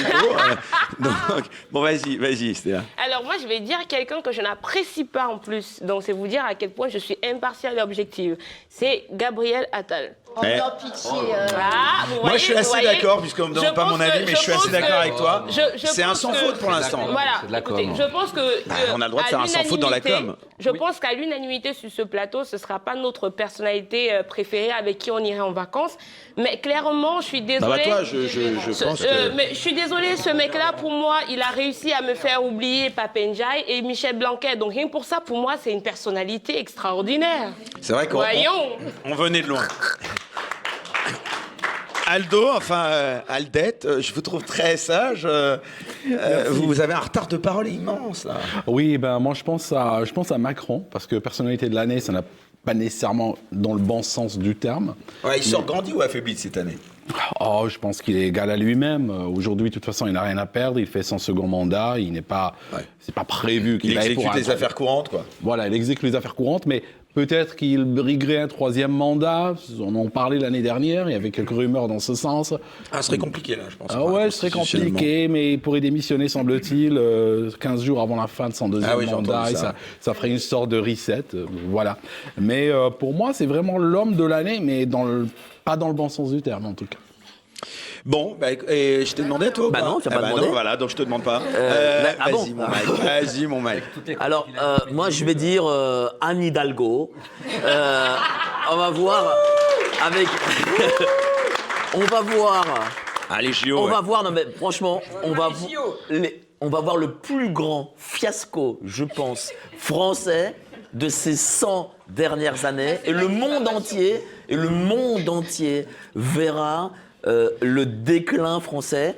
Et je pense que c'est pas plus mal. Peut-être que ça peut, comment dire, réveiller des gens de chez nous, quoi. Réveiller des Français pour dire, mais ouais, en effet, c'était un fiasco et on est tombé si bas. Mais vraiment, hein. Mais non, j'y crois pas, vraiment. En tout cas, ça vous a pas marqué. Il y avait quelqu'un dont on n'a pas parlé qui passe un peu inaperçu, c'est Elisabeth Borne, non? Justement, t'es vraiment surpris, c'est la raison pour laquelle on n'en parle pas. Parce qu'elle passe inaperçue. On est d'accord. Allez, les amis, Et Bruno, mais tu J'ai parlé de Darmanin, j'ai parlé de Darmanin. voilà, il a t'écoutais répondu. pas. Mais il faut suivre un petit peu quand même, ça va pas du tout, Myriam. Excuse-moi. Bon, allez, on termine. J'aimerais que vous applaudissiez très fort notre personnalité de Bistro Liberté à chaque fois. C'est Ignace qui nous fait des caricatures en live. Merci Ignace. Alors, on termine ce premier débat avec les dessins d'Ignace. Darmanin, l'homme de l'année, le plus grand des losers. Bruno Attal, alors attendez, voilà, j'en ai une avec Bruno Attal, pas raciste, quelle que soit sa couleur de peau, une racaille reste une racaille. Ce que Mike Borowski aime chez Macron, c'est un excellent sorcier pour faire la pluie comme Hollande. Joli. Chacun y a droit. Noël vu par Myriam Palomba avec un enfant Jésus et une sainte vierge laïque. Voilà pour toi, Myriam. Eh ben non, il n'y a pas encore notre ami Aldo et Aldette, il doit être un peu paumé. Et oui, j'ai pas Stella non plus. Ah bah Ignace, enfin vraiment, qu'est-ce que ça fout là? Ce qui a choqué Frigide Barjot en 2023, abortion, une constitution, piège à con. Voilà, on peut applaudir. Ignace, on se retrouve dans un instant pour le second débat de Bistro Liberté. Quelle perspective pour 2024? Que faut-il attendre des élections européennes? Y aura-t-il une explosion sociale? Comment reprendre la main sur la politique française? Voilà. Donc le sujet de ce second débat. Voilà, donc 2023, c'est bientôt la fin. Place à 2024 dans quelques jours. Myriam, oui. Non, moi j'avais quand même envie de dire, parce que je sais que c'est pas un homme politique, mais ça a montré quand même le dysfonctionnement de notre société. Je trouve que Père Palmade est quand même une personnalité de l'année 2023, parce que déjà il a été énormément recherché sur Google. On a appris ce que c'était qu'une chemsex. On a appris plein de trucs, et on a appris aussi qu'on pouvait tuer des gens lors d'un accident de la route en étant complètement cocaïné et éviter la prison. Donc moi je trouvais que c'était important quand même de le signaler. J'applaudis ça. Bon, eh bien c'est dit. Alors, si vous voulez bien, on part maintenant. Oui, Bruno, allez, on Pour Pierre Palmade, tous les cocaïnés qui conduisent et qui tuent, ou les alcooliques, ne vont pas systématiquement en prison non plus.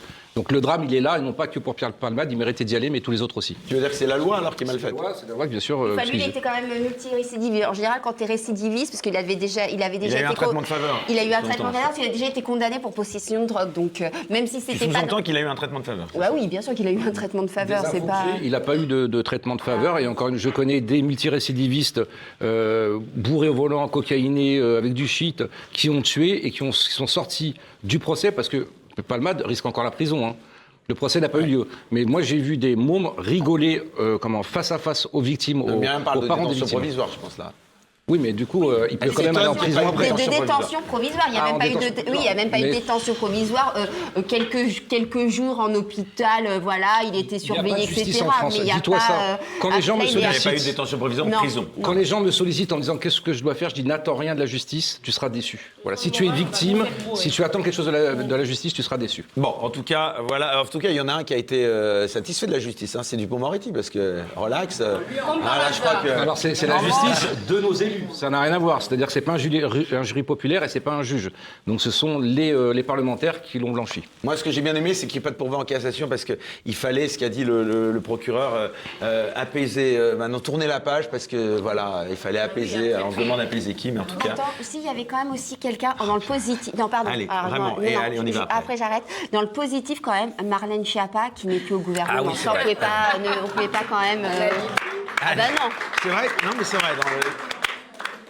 Avant, après, ça dans ce qu'on appelle la personnalité de l'année, c'est vrai qu'elle aurait pu y figurer. Avec les multiples détournements des fonds Marianne, niveau personnalité de l'année. C'était légèrement ironique. Non, mais on parlait de celle qui avait fait ou celui, l'actualité, voilà, personnalité de l'année, ça ne voulait pas dire qu'on appréciait forcément. Allez, on parle de 2024. Tout d'abord, on va parler aussi de l'international. Qu'est-ce que vous attendez c'est l'année des Européennes, donc qu'est-ce que vous attendez des prochaines Européennes qui arrivent dans pas longtemps, dans quelques mois? Quel est le parti que vous voyez remporter ces élections? Allez, Mike, le premier. Bon, je pense qu'on verra le RN à 30%.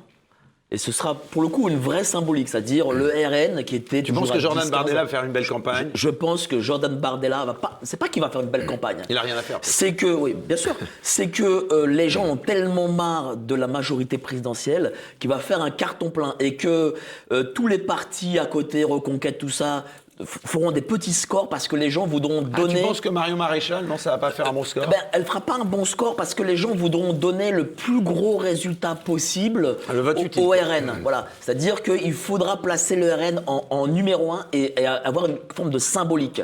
Et les 30%, ce serait énorme. Sachant que j'imagine que la majorité présidentielle fera un peu moins de 20. Ça montrera vraiment une vraie cassure avec Macron et avec ce qu'il représente. Et d'ailleurs, j'imagine qu'il est possible que 2024, il y ait la fameuse dissolution.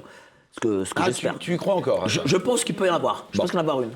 Aldostérone, alors toi qui as été, d'ailleurs, on s'était vu, je crois que tu avais été à la rentrée de Florent Philippot, donc toi tu es pour le Frexit, enfin bien que tu habites à Londres, tu as un regard, enfin en plus j'ai envie de dire là-bas, il y a eu le Brexit, donc toi quel est le regard que tu as de Londres sur ces élections? J'espère que l'année 2024 sera l'année de l'augmentation de l'europhobie en France.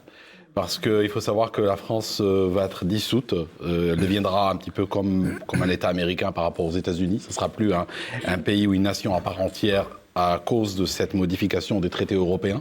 L'Union européenne veut devenir un super État, ça date pas d'hier, hein, mais il y a à l'intérieur de l'Union européenne, depuis pratiquement sa fondation, il y a des gens qui sont des fédéralistes, qui veulent plus voir des États-nations, et donc ils aimeraient augmenter la possibilité pour l'Union européenne de gérer ou de s'insérer dans la défense, dans l'éducation et dans la santé, parce que von der Leyen, justement, avec son téléphone portable, elle aime bien gérer la santé des gens en Union européenne, par SMS.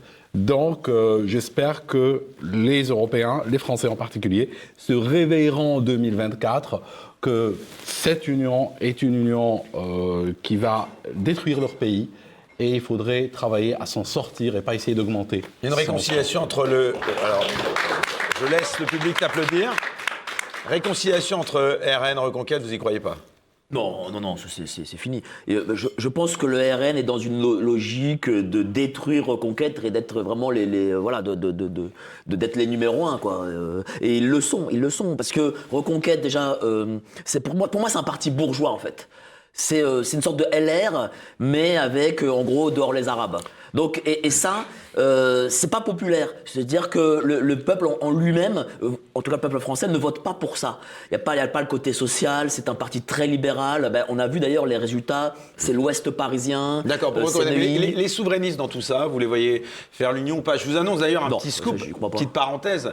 Il y a quelques temps, j'ai émis un tweet sans trop y croire où je proposais de faire une spéciale bistrot liberté qui serait rebaptisée pour l'occasion bistrot souveraineté. J'ai proposé à Nicolas Dupont-Aignan, j'ai proposé à Florent Philippot, j'ai proposé à Pierre-Yves Rougeron, j'ai proposé à M. Poisson, j'ai proposé à M. Asselineau, et contre toute attente, eh bien à 7h, j'ai eu 4 OK, chiche. Donc je vous annonce officiellement qu'on va faire un bistrot donc souveraineté. Et en effet, c'est l'occasion une nouvelle fois de lui dire, puisque à 7h, il n'a toujours pas répondu. Donc c'est Asselineau qui n'a toujours pas répondu. Je vais l'appeler, t'inquiète. Non, mais en tout cas, voilà. Donc il y aura, l'année prochaine, on fera une spéciale bistrot souveraineté. Bruno Attal. Sur les européennes, je sais pas, oui, j'aimerais que Bardella fasse un gros score. Maintenant, moi, je pense que si Bardella fait un trop gros score, ils voudront y aller. Parce que moi, je pense à 2027 en réalité. Pour moi, c'est juste un marchepied, les européennes. Et si Bardella part tout seul avec 30%, comme dit Mike, ils voudront y aller tout seul en 2027 et on ne peut pas gagner tout seul.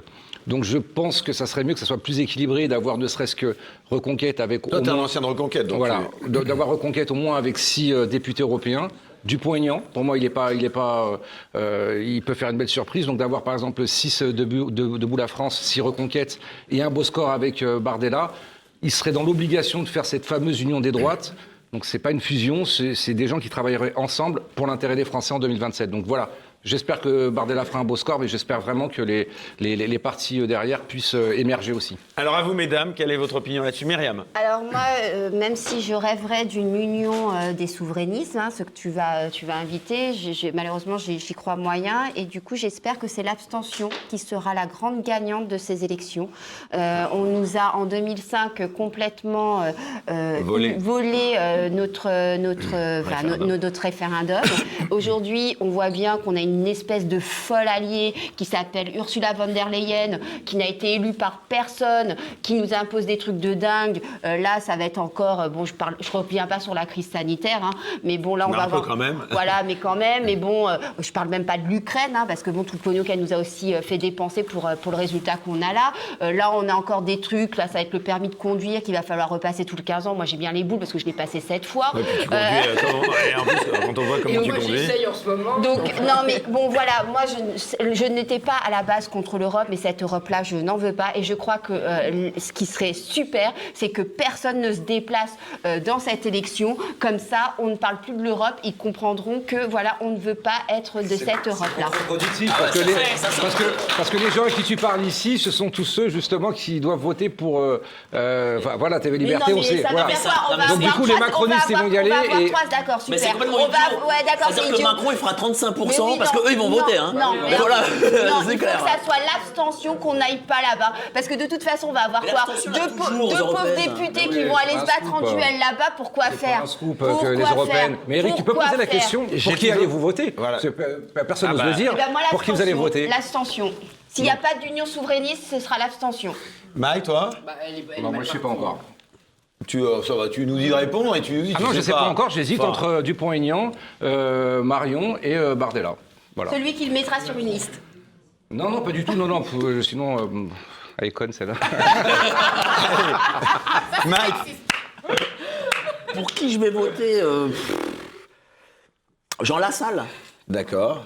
Siliva. Siliva. Liste. Siliva. Bah, oui. Bon, et peut-être. tu nous as squeezé. Aldo, Jean. il vote pas. Ben non, j'allais venir à vous. J'ai un scoop, mais je peux pas vous le dire. Ah, vas-y. Allez, vas-y. Non, je peux Ah pas. bah non, sur Jean tu peux pas. Lassalle, sur Jean Lassalle, sur Jean Lassalle. ouais. Bah vas-y. D'abord, on a tous ce scoop. Ouais, Alors, c'est mais quoi personne ne veut le dire. en réalité. Tout le monde a le scoop. Non, hein. non, vas-y, moi, Non, non, je sais pas. je pense que Jean Lassalle pourrait rejoindre un parti justement, que j'ai cité. Ah bah non, mais vas-y, dis. Non, pas du tout, non.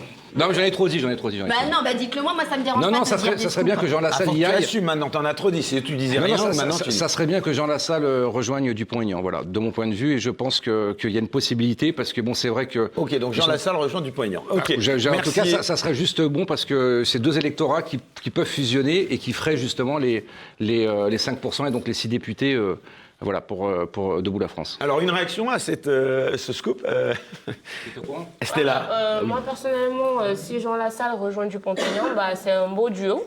Parce que c'est à peu près les mêmes idées et on a d'un côté un bon vivant. Voilà, donc...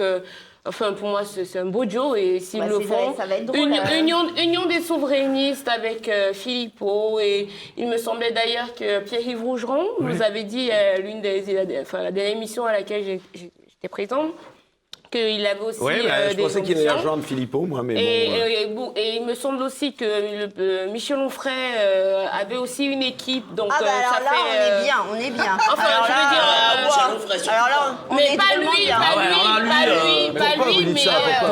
Mais pourquoi Parce que... Attendez, Parce que Jésus-Christ n'a Frigide. Non, mais parce que si en même temps tout le monde parle pendant 10 minutes, là je demandais juste qu'il y ait... Mais ils m'ont tous coupé. Allez, vas-y, Stella, vas-y. Alors, tu dis pour qui tu votes? Tu dis pour qui tu votes? Je ne vote pas. Bon, voilà. Je passe la parole à Frisch. Voilà. Effectivement, s'il y avait une alliance vraiment souverainiste, à ce moment-là, mais de tous nos amis, donc que tu vas commencer. Toi, tu vas voter Giscard, toi. Mais arrêtez quoi. Mais je suis pas vieille. Mais C'est non, quoi votre je question? ne me permettrai pas. Mais donc Pourquoi tu vas voter pour qui? Giscard? Nous, on fait Pompidou dès Voilà, le premier c'est ça. tour. Voilà, c'est Bon. une référence à Jalon. Nous sommes tous des soutiens-Georges. Alors, je reviens. Non, s'il y avait une vraie liste souverainiste, bien sûr. Sinon, je rejoins l'analyse politique de mon ami. Je pense qu'il faut absolument marquer un grand coup, une rupture dans un très gros score. C'est pas que je soutienne particulièrement Bardella, et vous allez comprendre pourquoi tout de suite, mais il faut envoyer un très grand avertissement. Voilà. Par ailleurs... Enfin, entre nous, on a eu l'avertissement législatif, ça a servi à quoi? À rien du tout. Donc, parce que pour l'instant, on n'arrive pas... C'est pour faire quoi? Pour passer des 49.3? Enfin, franchement, il faut arrêter de Sur l'action des députés RN, s'il vous plaît, sur l'action des députés RN à l'Assemblée, vous avez un regard critique ou pas? Ils bossent quand même. Certains bossent bien. Enfin, il y a beaucoup d'entre eux qui sont tout nouveaux, qui ne connaissaient pas l'Assemblée nationale. J'en ai interviewé pas mal pour Radio Courtoisie, donc qui ne connaissaient pas les couloirs de l'Assemblée nationale, parce qu'il faut avoir une forme d'expérience aussi. Il faut connaître ce monde. Dans les couloirs. C'est-à-dire que certains n'avaient pas d'attaché parlementaire. Et puis dans les couloirs de l'Assemblée nationale, en fait, c'est là où on négocie un peu avec les conseillers parlementaires de tel ministère. Enfin bon, il y a tout un jeu qu'ils ne connaissaient pas. Ils commencent à apprendre et pour le coup, ils sont très assidus. Les députés RN sont très assidus. Après, voilà, le problème, quoique les députés RN ont voté toutes les motions de censure. Ils ont voté toutes les motions de censure, donc c'est pas eux qui sont... Les retraites, ils se sont bien comportés, je suis... Voilà. Alors je termine. En revanche, ce qui nous attend avec les nouveaux règlements, et notamment la loi qui va encadrer l'intelligence artificielle, qui est un drame. Vous m'entendez bien? Un drame. Car ça va faire des êtres humains, des sous-citoyens de l'IA qui auront juste le droit de dire « je m'oppose et puis je porte plainte ». Il n'y a pas de droit à la déconnexion qui est prévu par la loi de l'Union internationale, enfin de l'Union européenne. Donc, tu as l'air en pointe sur ce sujet, si je m'attendais à ça. Alors... non, Brigitte Bardot qui me parle de l'IA. Mais tu sais que c'est exactement l'inverse de l'être humain biologique et de la vie. Hein, donc voilà, c'est ce qui va remplacer la vie. Donc c'est pour cela. Ça a été décidé il y a 2 jours.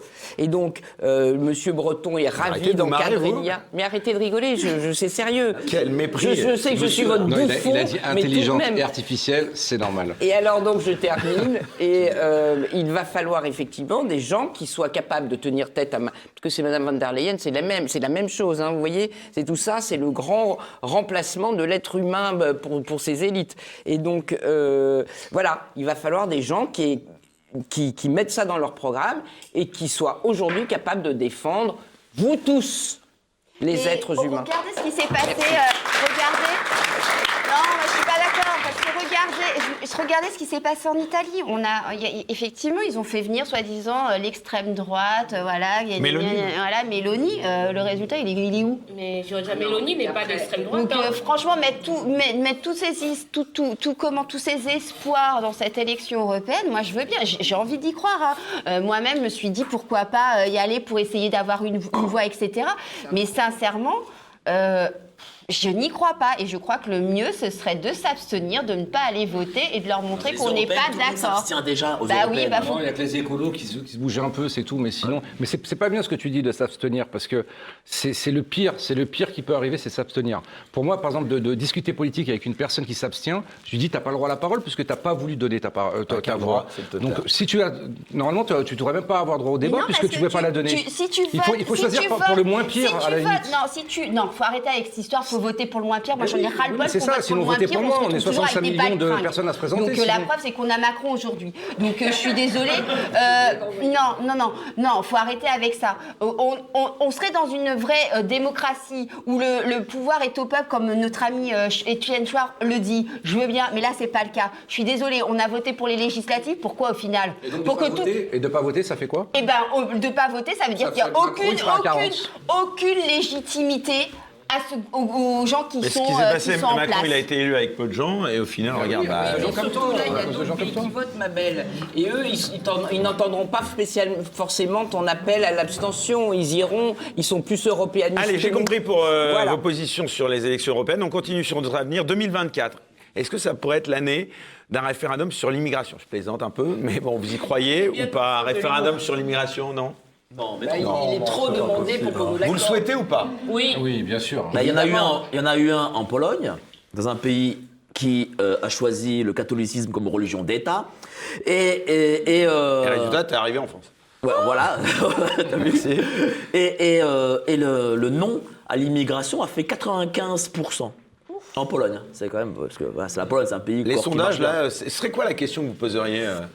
Un moratoire sur l'immigration. En fait, je pense qu'il faudrait aller plus loin que ça. Il faudrait dire, voudriez-vous... Les Polonais retournent dans leur pays. Voudriez-vous continuer, par exemple, le regroupement familial, des choses comme ça plutôt, parce que dire, êtes-vous pour ou contre l'immigration... Tu veux dire avec plusieurs questions, un peu comme à l'américaine.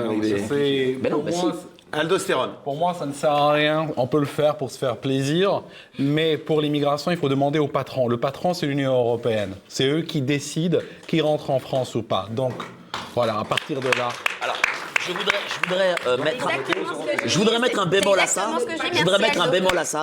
Parce que, et je vais parler de la Pologne, parce que voilà, j'aime bien aussi en parler. Mais va en Pologne, c'est que lorsque des Irakiens ont voulu passer la frontière biélorusse pour aller en Pologne, c'était en novembre 2021, eh bien, les Polonais ont mis une vraie frontière avec barbelés, miradors et puis des soldats à mitraillettes et ne sont pas rentrés.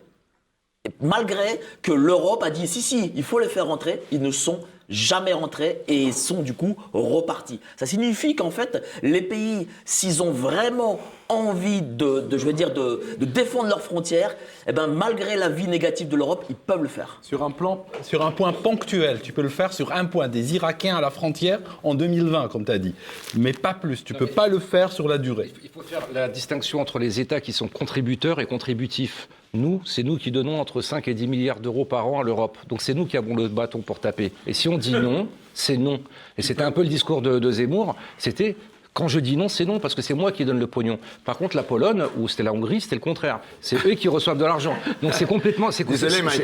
Non, mais Et là, il réfléchit, il dit, merde, j'ai l'air d'un con. Et donc, il faut faire cette distinction, parce que justement, on a le bâton pour taper, et même...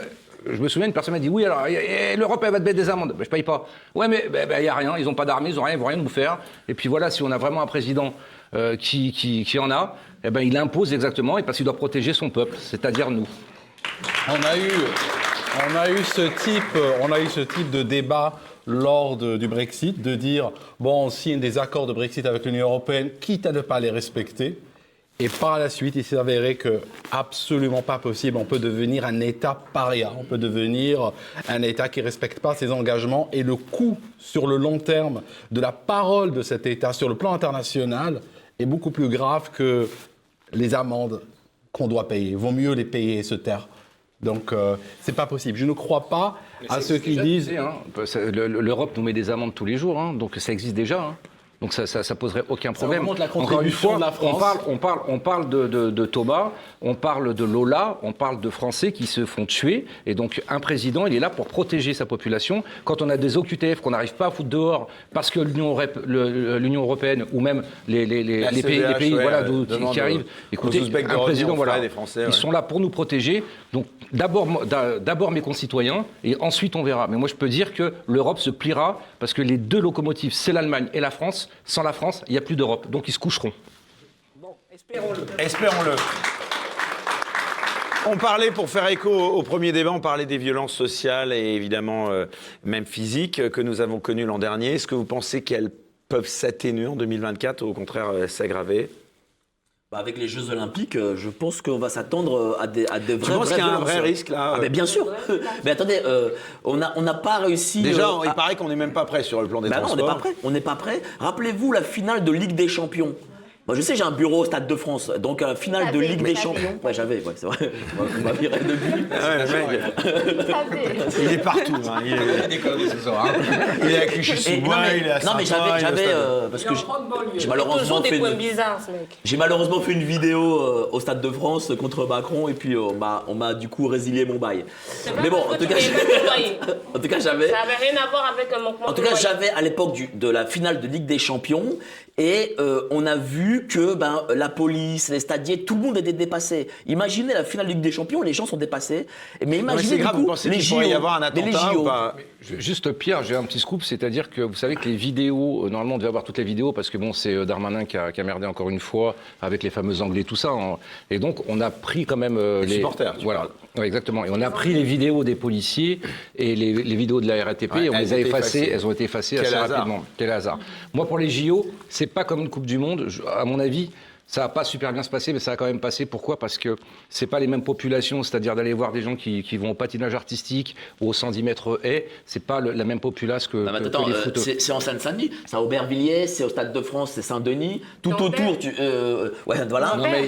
c'est autour de Cité, tout ça. Donc, ce que je veux dire, c'est qu'il n'y a pas de match de... si, il y a des matchs de foot. Mais bien sûr, il y a du foot. Mais moi, à mon avis... voilà, ils vont. C'est impossible que ça se passe mal. En tout cas, on fera rendez-vous, mais ça se passera mal. On n'a pas intérêt à ce que ça se passe mal, parce que si ça se passe mal, s'il y a des trucs, ça va être la porte ouverte à la reconnaissance faciale, encore plus de sécurité, encore plein d'autres trucs, des passes, etc. Donc, mais d'ailleurs, pour Paris, c'est déjà annoncé, c'est prévu.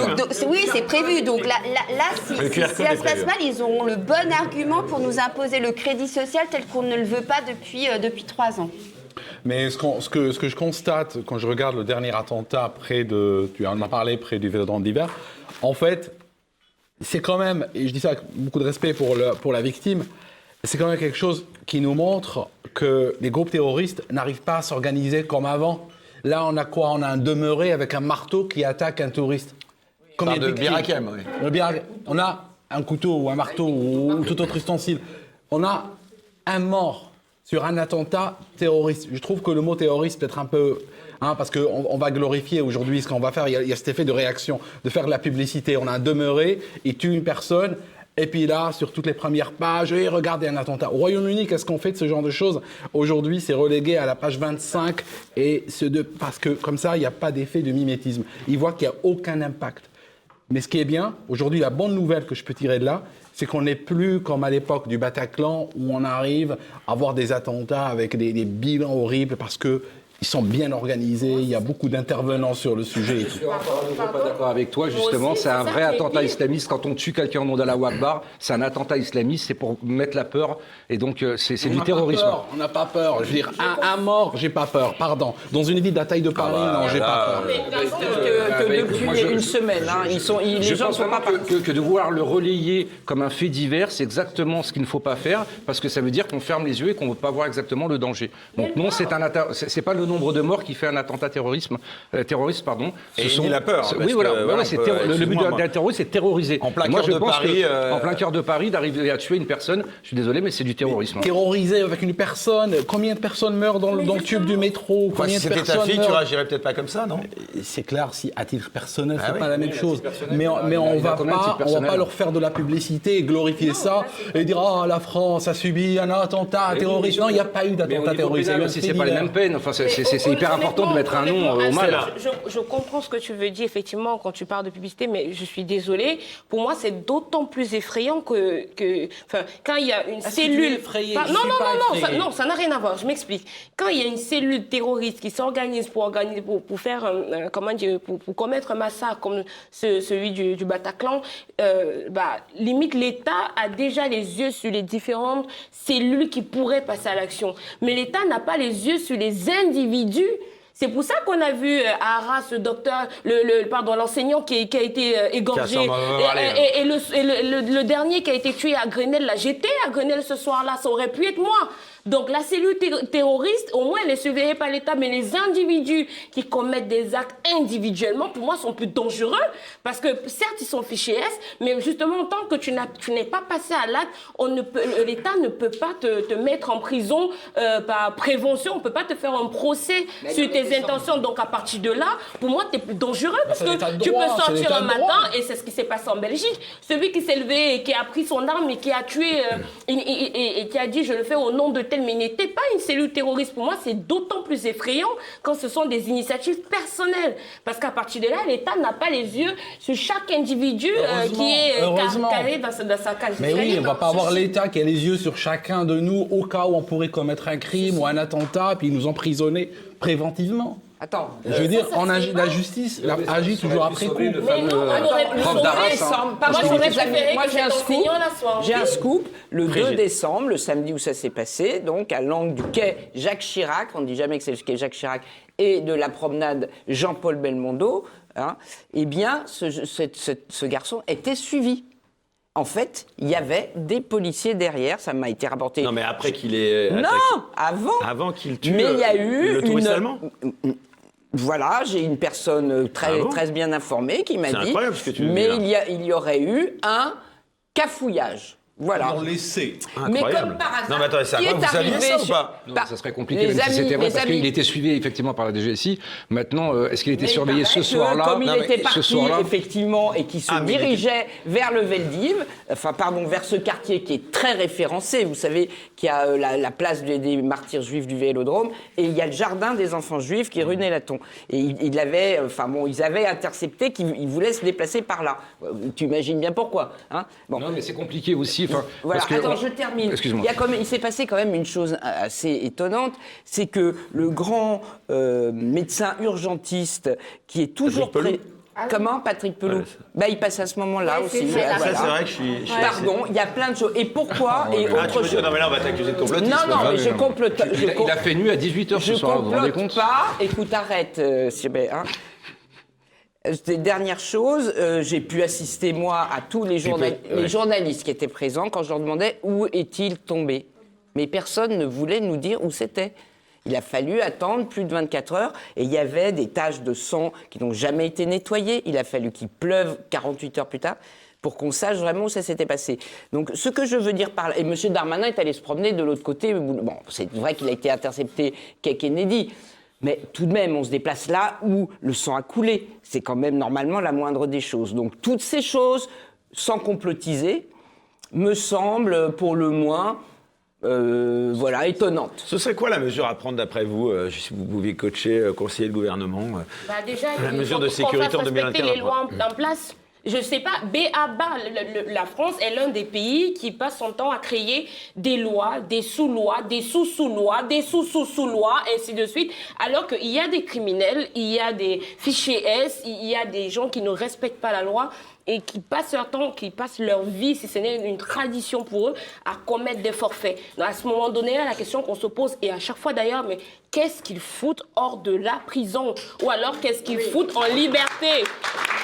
Je sais pas, moi.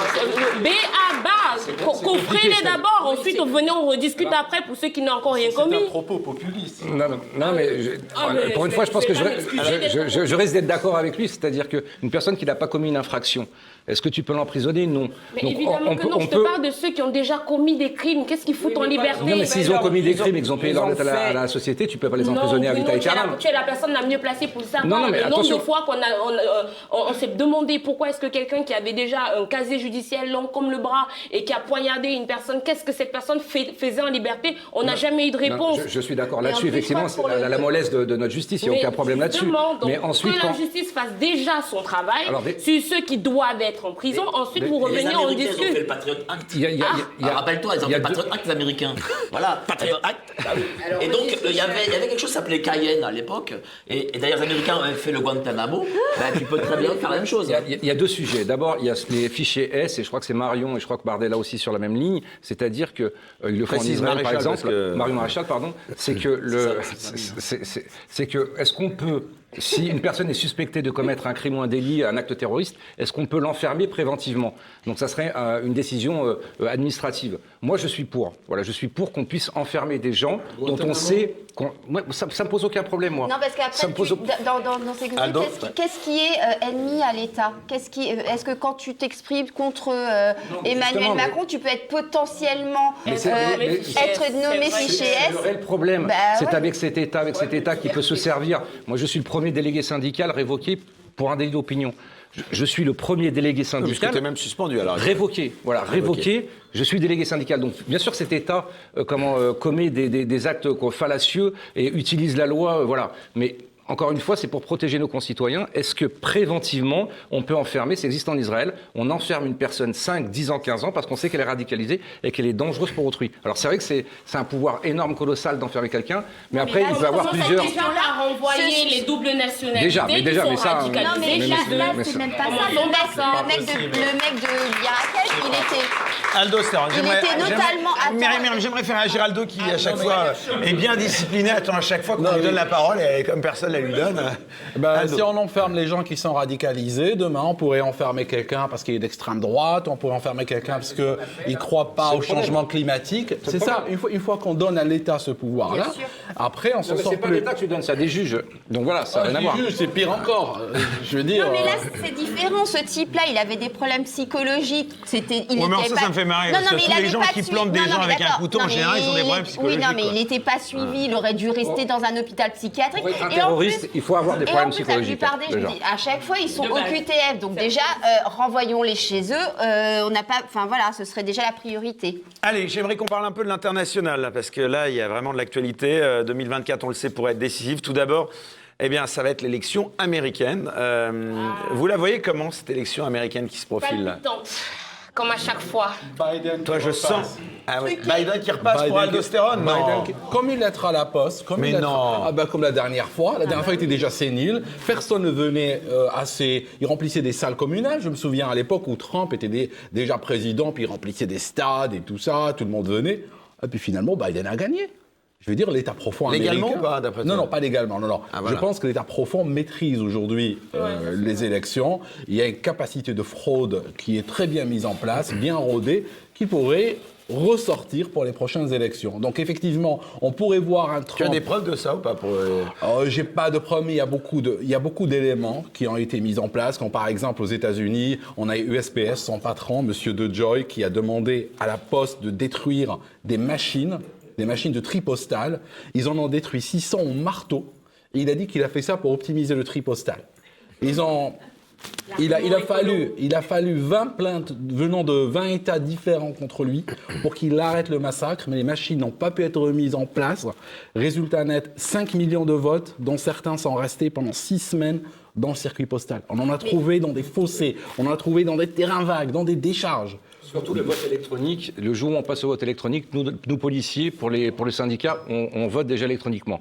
C'est la pure fraude, c'est les pures menaces, parce que on peut tout voir. Donc, et le vote électronique, c'est aux États-Unis. Mais même sans parler de fraude au bulletin, la plus grande fraude, c'est comment un type qui est clairement sénile a-t-il pu recevoir une investiture? Je suis désolée, c'est rien que ça, c'est une fraude. Même sans rentrer dans des trucs un peu complotistes, etc. Oui, ils ont bousillé des machines à vote, etc. Je suis désolée, ce type est sénile. Comment se retrouve-t-il à la tête du pays qui est soi-disant le plus puissant du monde?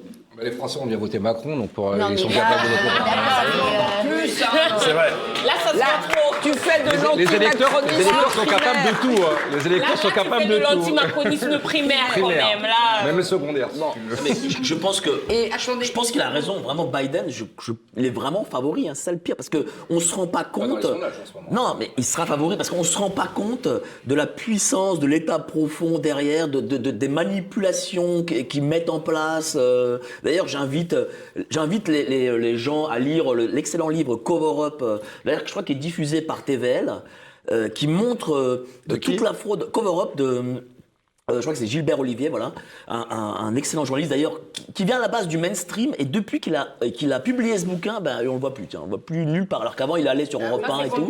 Oui. Non mais c'est vrai, c'est sérieux, c'est vrai. Les États-Unis, vous pensez que c'est pas un pays au bord de la guerre civile, quand même, non, parce qu'il est fracturé vraiment en deux. il est fracturé, mais c'est l'essence même des États-Unis. C'est un pays fracturé. C'est un assemblage de plusieurs personnes comme ça qui sortent un peu de partout et qui ont fait un pays. Donc oui, il est peut-être fracturé, on va dire sur le papier, c'est-à-dire des hommes, des femmes, des minorités, et ainsi de suite, tout ce que vous voulez. Mais s'il y a une chose, pour le coup, qui réunit les Américains à la différence des Français, c'est que là-bas, que ce soit un démocrate ou un républicain, sur sa pelouse, il aura le drapeau de son pays. Alors qu'en France, le drapeau de son pays, un Français qui met le drapeau de son pays devant sa porte, c'est un fasciste. Donc, on est d'accord. Alors... Sujet éminemment sensible, comment vous voyez, est-ce que vous lui voyez une issue au conflit entre Israël et le Hamas qui veut... Peut-être Aldo d'abord en premier. Israël est en train de donner une leçon au monde aujourd'hui. Israël est en train de montrer comment on peut, en quelques semaines, détruire des décennies de construction d'une image et détruire un goodwill qui était établi pour Israël, y compris dans le monde arabe. C'est ironique ce que tu dis ou pas là? Non, c'est pas ironique, c'est extrêmement sérieux. Ils sont partis, je comprends les attentats du 7, je les comprends très bien, je les avais condamnés sans utiliser de mais, je les avais condamnés directement et ça m'a pas valu que des amitiés. Mais par contre, la réaction israélienne par la suite est une réaction qui est une sorte de... c'est ce que le Hamas souhaitait.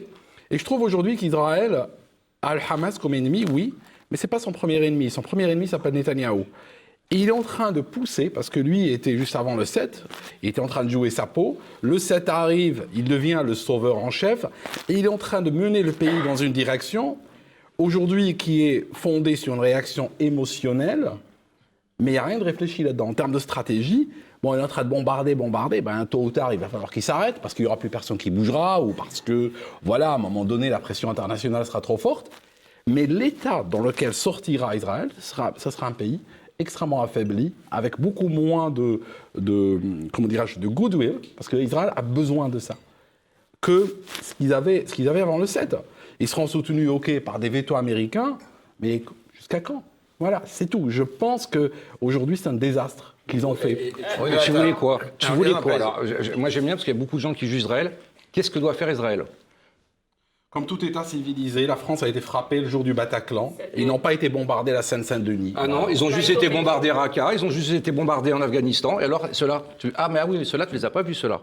C'est quand Israël se défend, vous avez 150 caméras pour voir les Palestiniens. Ce que tu es en train de faire, à ton insu, je pense, c'est que tu joues le jeu du Hamas. Je ne te les soutiens pas évidemment, mais tu joues le jeu du Hamas. Que voulait le Hamas? Il voulait exactement ce que tu dis. C'est-à-dire que des Israéliens qui se défendent, ils prennent des gamins en bouclier humain, eux se mettent dans les tunnels, ça fait des belles vidéos qui te touchent et qui me touchent moi aussi, voilà. Et donc ils ont réussi. Et donc si plus personne laissait le Hamas faire cette stratégie, c'est-à-dire si tu arrêtais juste de dire non, Israël a le droit, si tout le monde disait Israël a le droit de se défendre, le Hamas changerait de stratégie. Et finalement, en disant que Est-ce qu'Israël a droit autant de bombarder la bande de Gaza comme ils le font actuellement? Israël n'a pas les moyens de faire ça de façon quand même moins génocidaire qu'elle n'est en train de... Alors déjà, le mot génocide n'a rien à voir là-dedans. Non, mais enfin, avec autant de morts d'enfants... Non, autant de morts d'abord. Moi, je ne prends pas pour argent comptant ce que dit le Hamas. Oui, moi, je ne prends pas pour argent ce que dit le Hamas. Les images qui circulent, pas le Hamas. Oui, mais attends, moi je te parle de les images de la guerre, que quand tu prends des enfants... chrétiens qui meurent là-bas en ce moment... Écoute, je peux te dire qu'il y avait 8000 chrétiens à Gaza, il n'y en a plus que 1000. Et il y avait des milliers de juifs, et maintenant, il y en a 0. Donc, il faut arrêter un peu aussi avec ce fantasme-là. Moi, ce que je... meurent en ce moment. Pardon? Je dis pas que... Non, même s'il y en a 3... Toute mort de civils est tragique, mais maintenant, vous voulez faire... Il n'y a qu'à Israël qu'on demande de faire des guerres propres. On demande à Israël, avec quoi, comme encore une fois, que fait le Hamas? Il est dans les tunnels et il met sa population. Les gamins meurent, on les filme et vous êtes touchés comme moi je suis touché. Mais c'est leur stratégie de jouer avec votre émotion. Parce que nous sommes des bourgeois dans des canapés. Vous avez déjà fait la guerre, vous? Vous avez jamais envoyé vos gosses de 18 ans? Moi, j'ai un neveu qui a 17 ans qui est en Israël. L'année prochaine, il va aller, c'est un gamin. Quand je parle avec lui, c'est un gamin. Et lui, il va avec une arme, on va l'envoyer avec une arme là-bas. Donc je peux vous dire que de parler de la guerre bien avec notre petit verre de vin, en donnant des conseils, Israël est en guerre depuis 75 ans. Donc si le monde entier soutenait Israël en disant « Stop, le Hamas », normalement, on a des otages là-bas. Où sont nos soldats français pour aller chercher nos otages? Ils sont où? Allons les chercher. Voilà. Oui, mais allons les chercher. Mais on doit soutenir à 100% Israël avec du coton et la soie non plus. Et éradiquer le Hamas. Le Hamas, c'est Daesh. Daesh a tué des Français. C'est pareil. Ce que je vous dis, c'est encore une fois, c'est la stratégie du Hamas de nous faire pleurer. Et bien sûr que ça touche que des gamins. Les gens du Hamas, ils sont au Qatar qui financent la France. Ils viennent de partir du Qatar parce que Israël va les éliminer. Et aujourd'hui, ils partent en Algérie. Voilà, c'est un truc que je te dis aussi. Alors allons là-bas. Mais enfin, je suis obligée de rejoindre. Je suis obligée de rejoindre Bruno là-dessus. C'est-à-dire que non. Milliers de morts, les amis. En Syrie, t'étais où? T'étais où, toi? Pareil. Moi, j'ai fait des manifs en 2014. Oui, t'étais contre. J'ai fait des manifs en 2014 pour tous les chrétiens qu'on tuait. Vous étiez combien à Place de la République? 14. Ce que je veux dire, c'est qu'aujourd'hui... j'y peux rien si vous n'êtes pas venu. Non, mais aujourd'hui, on ne se plaint. Non, mais aujourd'hui, on se plaint. Le problème. Non, mais encore une fois, tout le monde parle des morts palestiniens. Alors, moi, les 1200, je les mets dedans. Les otages, je les mets dedans. Tout le monde parle des morts palestiniens, mais aujourd'hui, au Yémen, vous avez 400 000 morts. Personne n'en parle. C'est-à-dire qu'il suffit qu'Israël soit dans le conflit. C'est simple. Si vous voulez qu'on parle d'un conflit, est-ce que tu peux entendre ce que dit Frigide? Il faut que cette guerre s'arrête. Oui. Non, il ne faut pas que cette guerre s'arrête. Non, il faut éradiquer le Hamas. Et nous, on doit éradiquer aussi. On a éradiqué l'État islamique et on a fait des morts innocentes. Il faut éradiquer. Alors moi, s'il faut effectivement partir du postulat qu'effectivement aucune guerre n'est bien, il faut déplorer toutes les victimes et voilà, il n'y a pas de problème. À un moment donné, il faut être réaliste. Vous ne pouvez pas crucifier les gens parce qu'ils ont subi une action et ils sont dans la réaction. Vous êtes en fait, si je comprends bien, vous êtes en train de leur expliquer comment ils doivent réagir. Non, attends, laisse-moi Frigide, tu as fini de parler, je t'ai laissé parler. Tu es en train de leur expliquer à des familles qui ont perdu des enfants, des pères, des mères, que écoutez, c'est dommage. Il y a des pères et des mères aussi à Gaza qui ont des petits-enfants. Oui, mais en attendant, c'est pas Israël c'est pas l'armée israélienne qui s'est réveillée un matin, qui est allée à Gaza et à Palestine et a commencé à bombarder des gens en plein concert. C'est pas ce qui s'est passé. Il y a un conflit, certes, qui les oppose depuis des décennies, voilà, mais en attendant, jusqu'à preuve de contraire, le 7 octobre, on a quand même assisté à l'horrible. Donc, venez pas expliquer aux gens comment ils doivent réagir en une période de deuil. Je trouve que, excuse-moi, mais je trouve que c'est culotté. Je trouve que c'est culotté et c'est même indécent. Si quelqu'un est donc, en Dominique deuil... de Villepin, Oui, mais si quelqu'un est en deuil et qu'il a perdu sa famille... Dominique de Villepin, quoi, ça vous choque? S'il vous plaît. Si quelqu'un est en deuil et qu'il a fini qu'il ou elle a perdu sa famille, laissez-le pleurer ses morts. Ne venez pas lui expliquer comment il doit pleurer ses morts, en fait. C'est juste ça. Aldo. Je vais te dire un truc indécent. Je vais dire un truc hyper indécent maintenant. Le Hamas est un groupe terroriste. C'est un groupe terroriste. Israël est un État. Ils n'ont pas les mêmes, on n'a pas la même liberté. Un groupe terroriste est capable d'aller tuer des civils et tout ça. Mais un État ne peut pas répondre de la même manière. Lui, il est flic. Donc l'État doit subir. C'est pas qu'il doit subir, mais il a d'autres méthodes. Lui, il est flic. Il ne peut pas utiliser les mêmes méthodes que les bandits. Lesquelles? Pas bombarder. Alors, lesquels? On pourra parler desquels, mais en tout cas, pas bombarder des On laisse bâtiments terminer, civils. on laisse terminer. Pas bombarder des civils en masse, causer Mais des je suis punitions de entièrement mort. d'accord, mais si le Hamas met des bombes terroristes dans des bâtiments civils, vous faites quoi? Est-ce que tu sais ce qui se passe avant un bombardement? Israël demande à tous les civils d'aller dans le sud. Ils demandent. Attends, non, ils envoient des SMS à tous les téléphones qui sont à Gaza en disant quittez les lieux, on va tout le monde a bombarder. des téléphones. Et ensuite, ils envoient des tracts sur les endroits qui vont bombarder. Des prospectus. Oui, ils envoient des prospectus écran arabe en leur disant quittez cette zone, on va bombarder. Donc, ceux qui restent, c'est de leur faute. Ceux qui sont morts, c'est de leur faute. Mais c'est le Hamas qui les met devant. Tu viens de le dire à l'instant que ce sont des animaux, ces gens-là. La vie humaine, pour eux, n'a pas le même. J'ai dit terroriste. Mais c'est à peu près l'équivalent. Donc ce sont des animaux qui utilisent comme chair à canon la propre population. Donc c'est pour ça, encore une fois, je pense que vous êtes sincère, mais je pense que moi je le vis. Alors c'est sûr que je suis un peu plus chaud. Moi je le vis de l'intérieur. Moi j'y étais le 4 octobre, j'étais là-bas. À 3 jours près, j'aurais peut-être subi des attentats. J'ai de la famille qui est là-bas. Et donc d'avoir, et tu l'as très bien dit, d'avoir une opinion aussi tranchée en sécurité, vous ne savez pas ce que c'est que de vivre tout le temps sous la menace d'être éteint. Voilà. Israël pourrait être éteint du jour au lendemain. Et donc, je vous dis... Hamas ne va pas vous éteindre quand même, il ne faut pas rigoler. Non, mais attends, on est encerclé. Israël est encerclé d'islamistes. Tu as le Hezbollah, comment tu as la Syrie, comment tu as le... Mais tu plaisantes ou quoi? Enfin, Israël est en guerre depuis 75 ans. Et de toute façon, tout ce qui arrive en Israël et aujourd'hui arrivera en France. C'est un poisson pilote, Israël, pour la France. Tout ce qui se On arrive passe bientôt à la fin. Je termine Brigitte et juste après pour Myriam. proposer une autre solution. Est-ce que tu ne crois pas, Bruno, que si on remettait un processus, bon, il va falloir éteindre d'abord, j'espère en 2024, cette guerre, mais la paix fera que les islamistes aussi arrêteront. C'est absolument évident. On a créé une monde trêve oui, de 3 le monde jours oui. et il y On va a proposer quelqu'un la qui paix. s'est fait Non, mais exploser. Myriam, La parle-moi. paix va sortir. Myriam. 3 jours, on est en plaît, pleine Stella. guerre. Moi, Non. malheureusement, j'ai un peu peur que Israël soit tombé dans un piège. En répondant de cette façon-là, parce qu'aujourd'hui, le Hamas, comme tous les groupuscules terroristes, sont financés par qui? Si on voulait vraiment que Israël puisse vivre sereinement, comme on a promis aux Israéliens il y a 75 ans de vivre sereinement sur ce territoire, qu'est-ce qui empêcherait les autorités internationales de mettre fin aux terroristes? On a laissé l'Afghanistan devenir une république islamique, on finance par derrière les terroristes parce que c'est des mouvements de puissance qui permettent aux deux blocs de s'affronter. Et aujourd'hui, il n'y a pas de volonté lutter contre le terrorisme. Ça devrait être la volonté de tous les pays à l'international. Sauf que là, c'est Israël qui y va.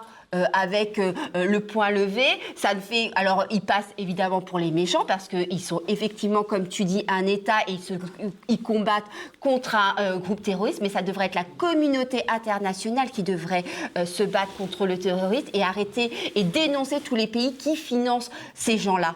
Mais aujourd'hui, Israël est tombé dans le piège. C'est-à-dire qu'aujourd'hui, en faisant ça, Israël fait quoi? Qu'est-ce qu'on fait d'Israël? On fait d'Israël le bourreau, on fait monter l'antisémitisme et on continue et on va limite propager une guerre de religion. Voilà, c'est tout ce qu'on fait. On n'a pas besoin d'Israël pour ça. Je peux te dire que quand tu es juif en France, tu ne le vis pas pareil quand tu habites à Sarcelles ou quand tu habites à Saint-Ouen.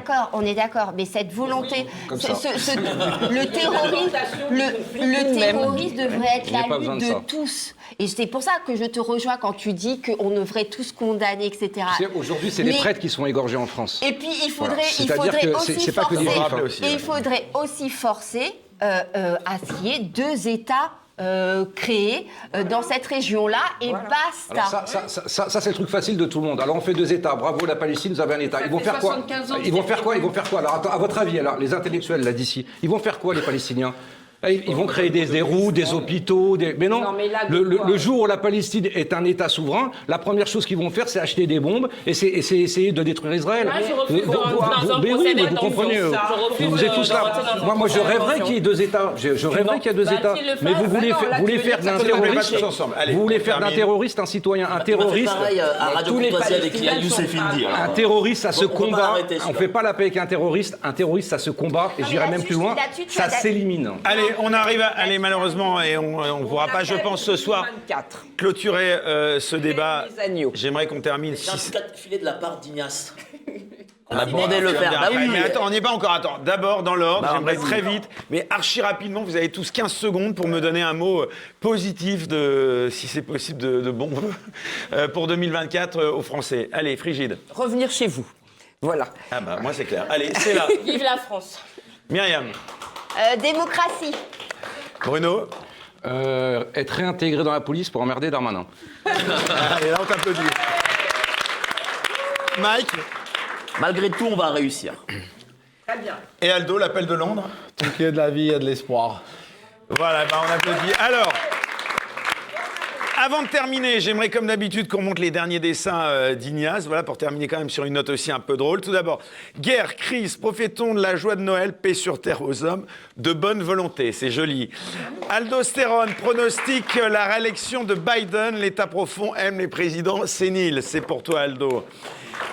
JO de Paris 2024, Darmanin se dit prêt, les supporters anglais n'ont qu'à bien se tenir, joli. Oh là, je pense que c'est pour Myriam celui-là. Je devine que c'est Pierre Palmade. L'accident de trop de Palmade, j'aurais mieux fait de picoler avec la bande de Bistrot Liberté. Ouais, cas de le dire. Et enfin, le dernier, il est pour toi, Stella. Stella Kamgak, quel vote pour les européennes? Je vote blanc, il était facile. Voilà. Merci beaucoup, on applaudit Ignace. Je peux donner quelque chose à part. On m'a demandé de le faire, donc je le fais. C'est Ignace qui m'a demandé. Voilà, le dessin d'Ignace qui d'accord, était. j'ai droit, moi aussi. Voilà, bah oui, il faut quand même que tu sois un peu. Ah, énorme. Alors, Regarde. encore plus de bistrot et de liberté pour 2024. Voilà, Eh ben, vive dis-le. la loi, vive le roi. Bah, ça, c'est bravo. Ouais. Bravo, alors là, Non. ça, c'est très Ah bien. oui, c'est toi, le roi, d'accord. Ouais, bah oui, c'est moi.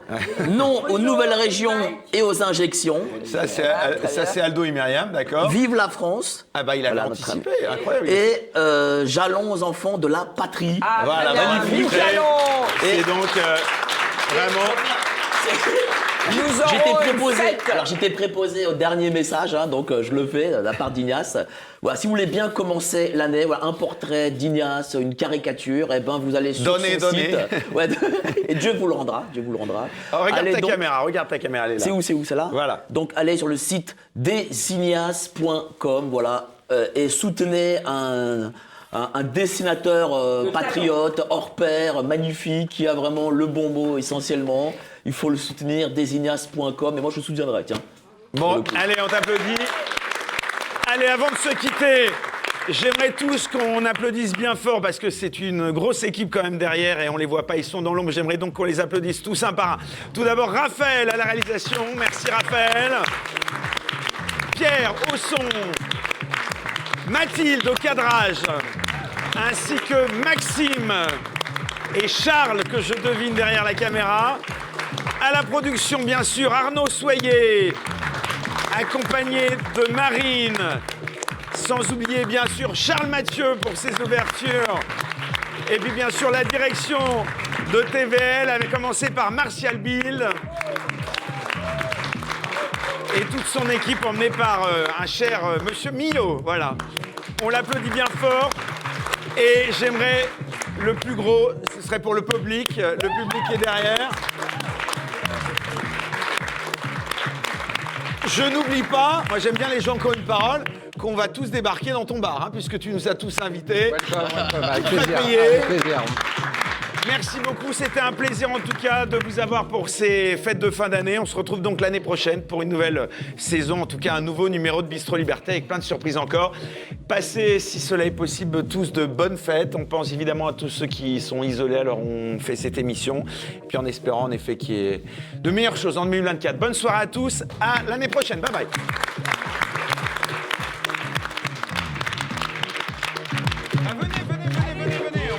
Venez tous derrière, ceux qui peuvent aller.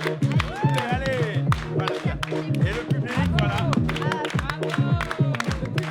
Arnaud, Martial, Maxime, s'il te plaît, viens au lieu de t'échapper, Marine, allez, viens là. Marine, voilà. Ignace, on ne voit pas, Ignace, je vais te filmer, s'il te plaît. Allez, au centre.